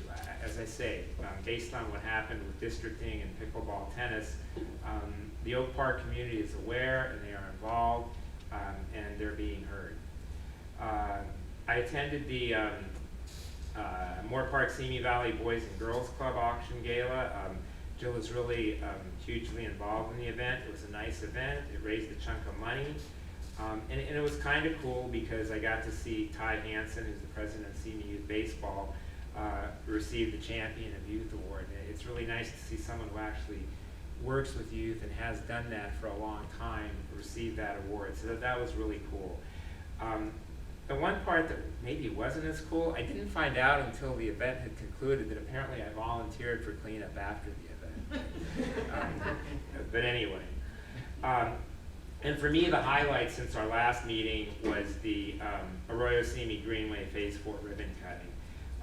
It was a great event. I was concerned that we hadn't done enough public outreach, but the turnout was good. I will say, I think that was by far the coldest and windiest hour of that particular day. You could not have picked an hour of the day that was more uncomfortable outside than that particular hour. But it was still worth it, and everybody hung in there and enjoyed the event, so that was really cool. I alluded to this when I spoke at the event, and I'll just repeat a couple of the things now. It for me has been the most exciting ribbon cutting or opening that I've done in my 7.5 years on the board, because it was something for the entire community, whether it's walkers or runners or cyclists or skateboarders, scooters, whatever it is. It's something that the entire community can enjoy, and it's something that we did for the entire community. And then on top of that, I really feel that the way that this board and our district and the community as a whole handled it was government at its best. Again, I remind everyone that the whole process for getting this phase done started when one concerned community member came up to me at an event on behalf of cyclists and runners and walkers. And then I went to our staff and we went to the board, and we all unanimously approved it, and we all encouraged that it get done sooner rather than later, and that's exactly what happened. So it isn't that it's just for the entire community, but it's how the entire community came together and made it happen it really is a feather in the cap for our district and for the entire community of how it all happened so fast. And we should remember from that, in order to make things happen like that with other projects, that we serve the people. We're not here to impose our will on the people, and that's why this project worked out so well, and that's why the community was so receptive to it, and while it truly is a highlight for the history of Rancho Simi Recreation and Park District. Director Jenner?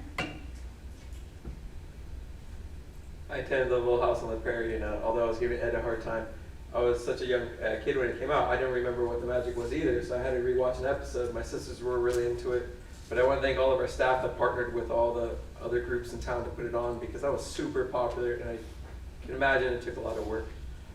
I'm open to different ways to celebrate Earth Day. If we invite the attendees here, or if we invite them to an Earth Day event, it might bump up our Earth Day event. So I'm open to either way. And then I'm very proud. Richard, can you come up to the microphone? I'm very, there's a couple, as he gets here, I've attended a Santa Monica Mountains Conservancy meeting, and I keep open mind to the progress we can make on open space in our area, and I'm excited for that. And then we also, we discussed, we thanked them for the grant and for the Arroyo Greenway. Who came up with the April Fool's Day joke? Because I liked it. Who came up with the fish idea? It's a team effort. The Community Outreach and Promotions Plan Committee collectively came up with that. He says that every time, but it was brilliant. The giant fish for April Fool's Day, it fooled people. I had a coworker that asked, like, did you catch that? Like, did you look at the picture? Come on. So keep going bold. That was a classic. That was good, and I'm impressed with it. So thank you, team.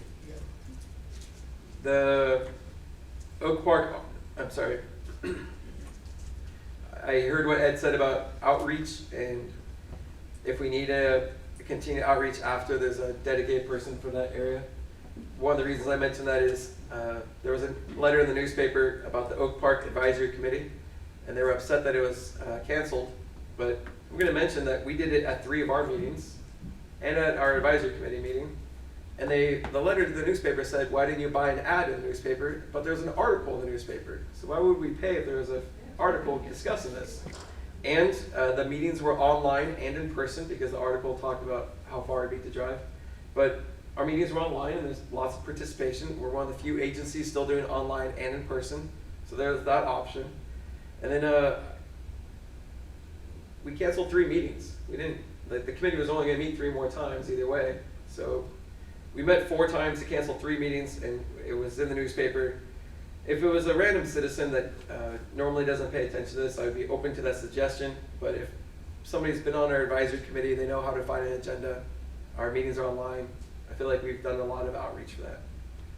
And then lastly, when I came in this evening, I'll be honest, I was thinking about owl boxes. I was like, do these things even do anything? Is it just a feel-good, kids do an activity, they feel good about it? But anyways, every time we have a meeting, I walk out, I look below for owl pellets, and there's no polite way to say it. They regurgitate some of their food, so there's like chunks of herringbone.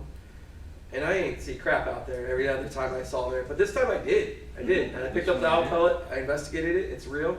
And then as I looked up, an owl flew out. So maybe tonight as you leave, there's a beautiful white owl that lives right outside of our building. So April Fools. I don't know if we got the budget for that, but Elaine told me, because I was like, it took so long, she said, with nature you have to be patient, and that's true. So that's it for me. That's it. Director Gray? Yeah, I also wanted to commend the team responsible for April Fools. I heard about that constantly throughout that week. It was highly entertaining, both for myself and then to reveal to community members that they should remember what day that information was posted. Looking forward to Arbor Day events. I think that'll be fantastic. I'm excited to join in person this year. I did want to let maintenance crew know at Rancho Simi, I did hear constant complaints on the pickleball courts that some of the tape appears to be slipping, so the nets are collapsing during active play. I myself went and retaped one of the things during a game. So I know it's a constant. We'll be replacing those shortly. Okay, perfect, awesome. They will be happy to hear that. And then I'll say I was disappointed to miss so many great community events, but I had a wedding celebration and family from out of town in the area. But I will say the best thing I got to do since we last met was at Royal High School and getting to join Director Denner to let him know he was the CME Education Foundation's Teacher of the Year. So I just want to acknowledge that, congratulate him. It's obviously incredibly well deserved for all the work you've done over your career and in your personal life as well. But that was incredibly special, and I was honored to get to be the one to surprise you. I think you were more surprised because you walked in the room and I was talking. I think you were a few minutes late. The double fake the night before here at the meeting, I think, kind of threw you. It really worked. We honored 2 people at Royal High School, so I told a half-truth and told him we were honoring a colleague of his. I just failed to mention we were also honoring his work. So excited to celebrate more on the 29th at Strathern. And that'll be my report. 29th of this month? Yes. Lou Roth, you can look at the CME Education Foundation is selling tickets on their website. Or you can also talk to me if you need help with that. Dan, I want to thank you specifically for that. A few years ago, the Education Foundation was looking for a location, and you worked with them to bring them to Strathern. And the first time they did it, they all told me they're going to be back, and they've done it for years now. So your flexibility that one night has had us do an event over and over. Yeah, I believe that was during COVID and they couldn't meet indoors, so they came up with the idea of doing that. So we made it, Jeannie and her staff went above and beyond to make that happen so they can continue the event outdoors at least. And I'm on that board of directors as well and can say there's no plan whatsoever to even examine another location. The board and the group loves Strathern, so thank you for all the work you put into it, and thank you, Dan. Yes. Yes, when I was on the Ed Foundation, we used to meet at 7:30 in the morning in the chamber offices, so Strathern We was still good. meet at 7:30. Okay, it's still pretty early. And congratulations to Director Denner on the Ed Foundation Teacher of the Year.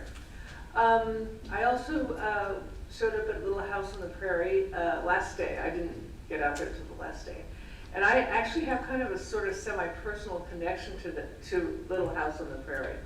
The producer of Little House on the Prairie, Roger McBride, was a close friend of Laura Ingalls Wilder's daughter, and he produced that series. And he also ran for president in 1976, and I voted for him. He didn't win. What a shock. But I got to shake his hand, so there's a connection there, which I had not thought about in years. But I appreciate that story mostly because I had no idea where it was going at any point. I like to keep my audience in suspense. I also attended the Arroyo ribbon cutting, and that was awesome.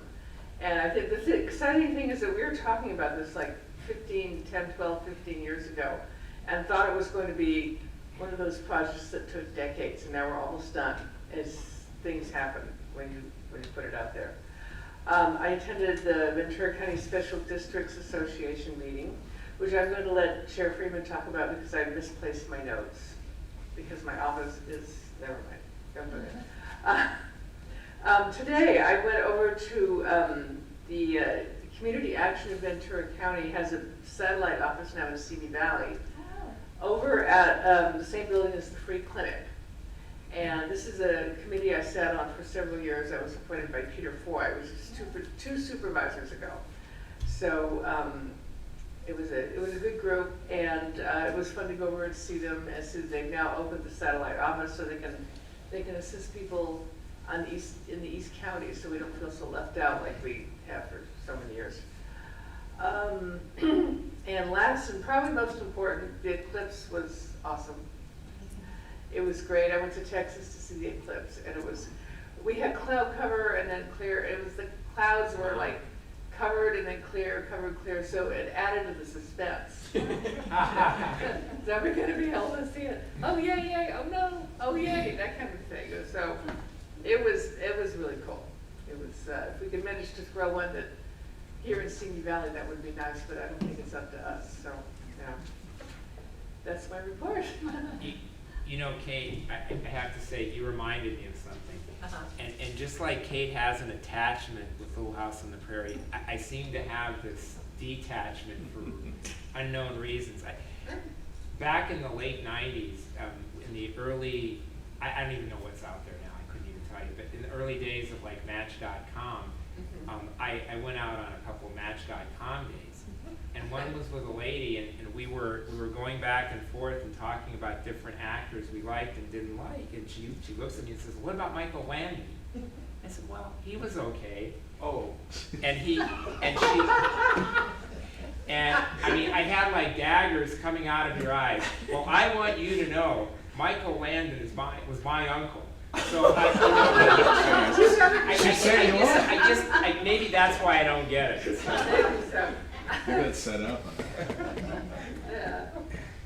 Well, to me, it's like Little House on the Prairie celebrations are like Valentine's Day. It's an excuse for a party. Any excuse we can like eat chocolate and drink champagne. Okay, that's it. We can do it. Eat spit. Don't ask why. Okay, my turn? I'm done. I wanted to thank staff for the Arroyo Greenway preparation. A lot of work went into setting it up, and the cake was beautiful. It was really a joy to see people ride their bikes there, and the little kids, and the whole thing was perfect. And Wayne, I have to compliment you on those white shirts that the maintenance staff has for special events. They look really spiffy. I really liked them. No, it was really nice. And having been on the committee to get this started, I mean, we really did not expect to be this far this quick. So it was, again, thank you to our partnership with the city and the county and our district that all work together. It just shows what can happen if you all work together and make something happen. I had the Ventura County Special Districts Association dinner meeting, and the speaker was the new general manager for Cayugas. And she has been there for over 20 years. Graduate of MIT, to give you an idea, for civil engineering level. And so she's been involved in a lot of the initial engineering and planning for all the projects. So she's a really hands-on general manager and civil engineer. And she gave a really, really interesting presentation on how the water system all functions. And it's quite amazing, actually. I mean, the people that put the system together and how we get water here from Northern California, where 2/3 of the population is in Southern California, but 2/3 of the water is in Northern California. And people were clever enough. Someday there may be a pipeline, a pipe underground, maybe two. I'm not holding my breath, but anyway, that's the plan. And she was an excellent speaker. We had our Strathern meeting, and we went over all the maintenance issues. And I just want to comment that when you have a historical park and you have old buildings, it's not like a new building that has a long life expectancy. There's always something going wrong, something, a roof leaking or a wall leaking or rotting stairway or something like that. So I really appreciate her presentation and all the volunteers and Wayne's coordination of the various projects that they get done as they can. I mean, sometimes things have to be put off, right, Wayne? Yes? Okay. And then they had a pretty good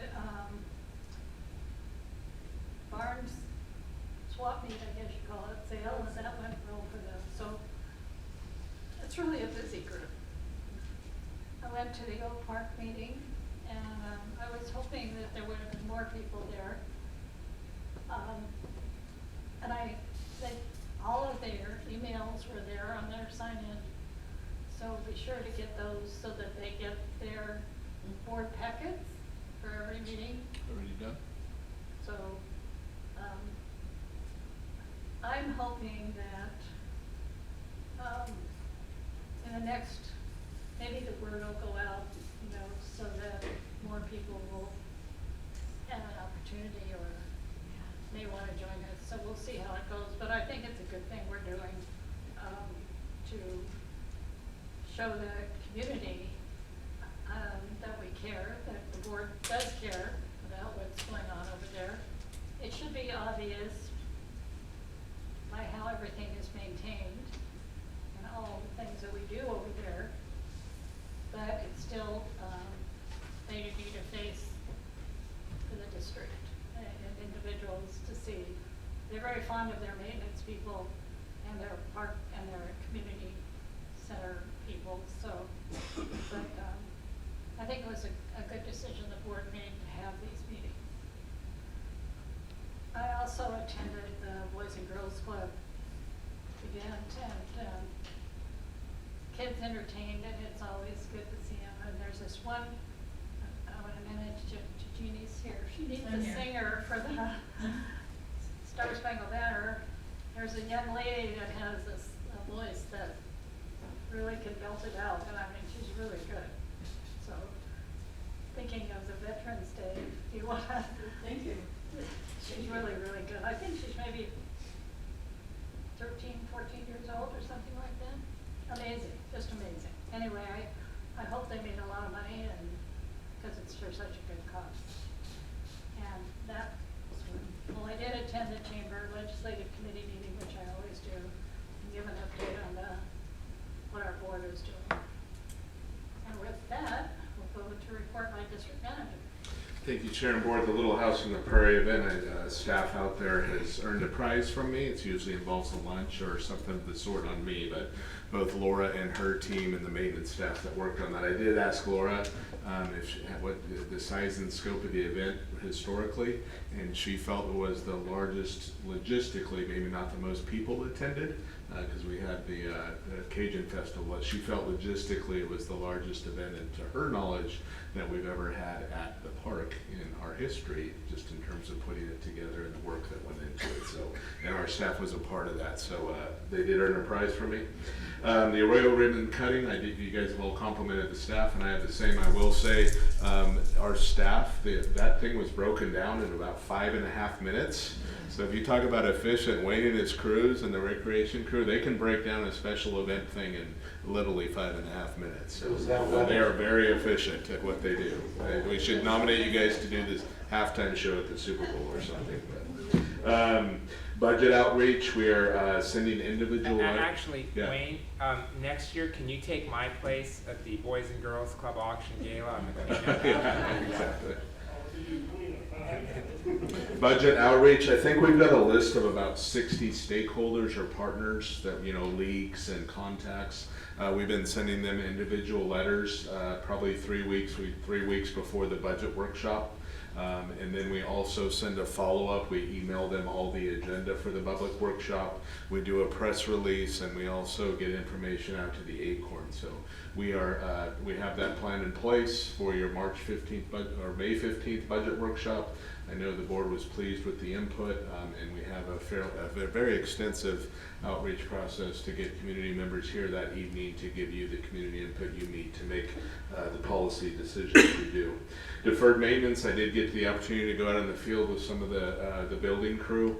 If the board recalls, a couple of years you guys reserved $1.4 million.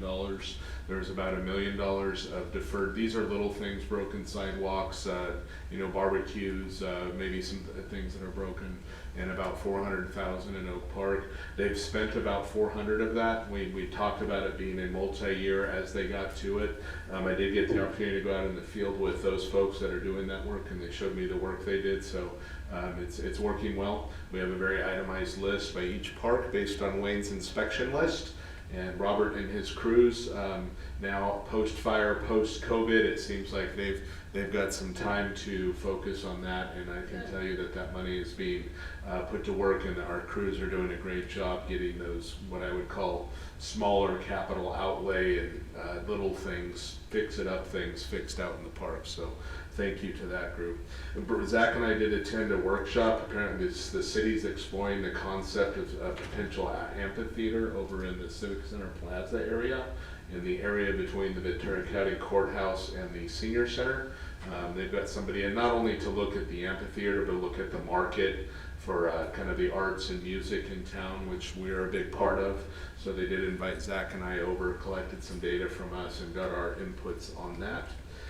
We completed the active shooter training that we did. We did tape it, so any of you that want to watch it, and it's available to our staff, it was recorded and available on video. So. Do we have a policy? Yes. Okay, We because do. it's now law that we have to have a policy. Yes. Pickleball, we had some lights that were out at the pickleball courts. We got those replaced. And I just asked Jonathan to put together a calendar for us for the pickleball project with dates, some projected dates. So I'll get that out to the board on the project, the Deer Hill project on pickleball. I'll get that out to you guys. The office hours, part of that is the feedback we got, and the board members covered it. There was concern regarding tree trimming and the timing of when we do our tree trimming. That was the feedback. There was questions regarding pickleball and the timing of the project and the lines and paint as well. There was some questions about the districting process and the process for getting elected to the board of directors. So we fielded those questions. And then there, as Ed and Elaine mentioned, there was feedback regarding outreach in the community. I probably wrong. I get a little bit defensive on that because I feel like our staff, Sandra, Zach, and I, and Richard, and we've really gone above and beyond in educating people. I've sat with them multiple times, educating them on our process and reports, and I keep hearing the same thing. So I get a little, like Ed said, it's puzzling to me, but I feel like we've done a heck of a job. We've had people at our meetings, people know about it. So, it's puzzling. And again, the proof isn't in just saying it or just saying what you did. The proof is in how the meetings have been attended. And I think that goes to why there were only 6 people at the outreach, because they know they can go to a board, the public knows they can go to a board meeting on something that matters and express it at the board meeting. So, I mean, there's no puzzling's a good word for it. I know Sandra's available all the time. Zach is. We personally respond. We invite him in to sit down with us on issues, and so anyhow. But it's like anything. As long as things are going along fine, we don't hear from people, or they don't go to meetings. It's when there is an issue, and then we hear from them. Yeah. I mean, that's true at neighborhood council. So those were the informational items from that meeting. I think the tree trimming may be addressed, or the concern may be addressed during your budget workshop, which is appropriate time for that because there's fiscal impacts to that. The golf RFP that the board approved a couple of weeks ago is out on the street, so to speak. We do have interest from, I believe, I've heard from 3 or 4 of the consultants we sent it to. Again, I'll remind the board that once we receive those, which is May 5th, the board agreed or gave me direction to include the golf committee in the review process. So I'll be giving thought to, once we get them, what kind of review process, depends on how many we get and what we want to do. Golf hiring, we did with Brian's retirement, we were able to quickly hire an interim golf manager. Zach and I had talked about that, and we thought it would be nice to get somebody from the outside to make sure the staffing levels and assistance, given it as busy as it is, we found somebody locally with some good experience. I'm going to bring him to the next meeting on May 1st and introduce you to him and give you his resume. But I figured full recruitment will probably take us 3 or 4 months to complete. So he is committed to being the interim golf course manager for at least 3 months at this point, and we'll go do a full recruitment for the regular position. I did want to commend the Rangers. We were successful in getting some people that did graffiti in our parks. So we get all the folks that do graffiti or, you know, whatever they do, and some of the vandalism, they're really hard to catch. We were successful working with the police department to catch a couple of them, and they'll be held accountable for, you know, the property damage that they do in our park. So. Are they minors? I don't have the information specifically. They're probably that tweener age, but they will, if anything, I don't know that the court system, you know, there's that, but Teresa does a really job following up on restitution and paying for the cost of the staff time and the cost of fixing their damage. So irrespective of a court process, we do have the authority to collect restitution from them for the damage they do. So I'm just really proud of the Rangers. It's been a high priority of theirs. It's frustrating for them when that happens and we don't have a suspect or we don't catch them, but and then I think folks doing that in our parks should be held accountable for defacing beautiful property in our parks. So anyhow, a few events coming up, just a couple more items. We got the Huck Finn Fishing Derby returning. So that's a really popular event. Take to the staff for that. We've got Junk in the Trunk coming up as well. And what else I got? And our brochure went out for the summer months. So with that, our next meeting, I did not print that out. We've got golf rates on our next meeting, I know. We could have equestrian potentially, maybe not on the next meeting. The Birdie Bar contract extension will probably maybe be on our next meeting agenda. So those are the, I'm sorry I didn't print out the list, but those are the large. Oh, the kickoff for the assessment, not a decision on the assessment, but the kickoff process for reviewing the assessment report. So that concludes my report. Thank you. I've got a couple of questions from the report. Yes. You said a school board member attended our outreach event? Yes. Who was that? Jim Monahan. He was on the committee, their designated rep. I was glad he was there. He's the gentleman that is working on getting an MOU or a joint use agreement. He specifically was there and mentioned that they're hiring a new superintendent, so it was nice of him to come and participate, and very reasonable, and yeah, so was Jim. I appreciated that update because Zach and I were working together on the data on the smallest bills we sent back and forth. I was elected in 2018 and I was told they're working on it in Oak Park. It's been 6 years. They said, well, we have a new superintendent, so we can't do it now. Well, that new superintendent's not retiring. He came and went and we never got around to it. So they've already announced their next superintendent of the school district. Maybe we could work with that one. But they're probably going to say the same thing. Well, now they're new. Well, if they don't stick around for very long in Oak Park, there's not much we could do. It's on my list. Yeah, thank you. And then the second thing is for the Huck Finn event. Wayne, were you planning to attend?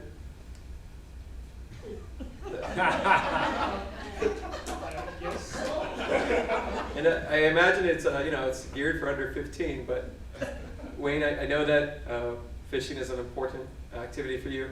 I imagine you were going to attend if you were not out of town fishing, but if you're attending the event, I think it would be appropriate if there's awards for the kid that caught the most or biggest fish or anything, if you're a part of that too. I don't want to make you come in on a Saturday. Congratulations, Wayne. You're also the cleanup group. I did want to mention too, the staff and I have a meeting with the county deputy chief for behavioral health. We're going to brainstorm some expansion of mental health programming activities. We'll be reporting out on that. And we're also on May 1st going to acknowledge, at least from an educational perspective, Mental Health Awareness Month in May. So we'll be doing something at the board meeting on May 1st to do that and prioritize it higher within the community and within our district for sure. And then we'll have some more substantive recommendations for you moving forward once we get together with the county. So. Thank you. Any questions? We'll move on. We have a closed session. Yes, we have a closed session. I will read the title of the closed session. The board's going to be entering into closed session pursuant to the item on the agenda, which is Government Code Section 5495 6.95. It's regarding a claim from Alex Fitzsimmons, and the agency claimed against is the Recreation and Park District. So we'll be entering, and then we will come back in open session for a meeting in the event there's any reportable action. And I would recommend the chair take a public comment on the closed session before we go into closed session. Is there anyone in the audience or on Zoom that has a comment on the closed session? Seeing none, we'll go into closed session at 9 o'clock. The board is back in session. Report. Thank you, Chair. Regarding the closed session item regarding the claim from Mr. Alex Fitzsimmons, the board took action in closed session to reject. There being no other business, meeting is adjourned.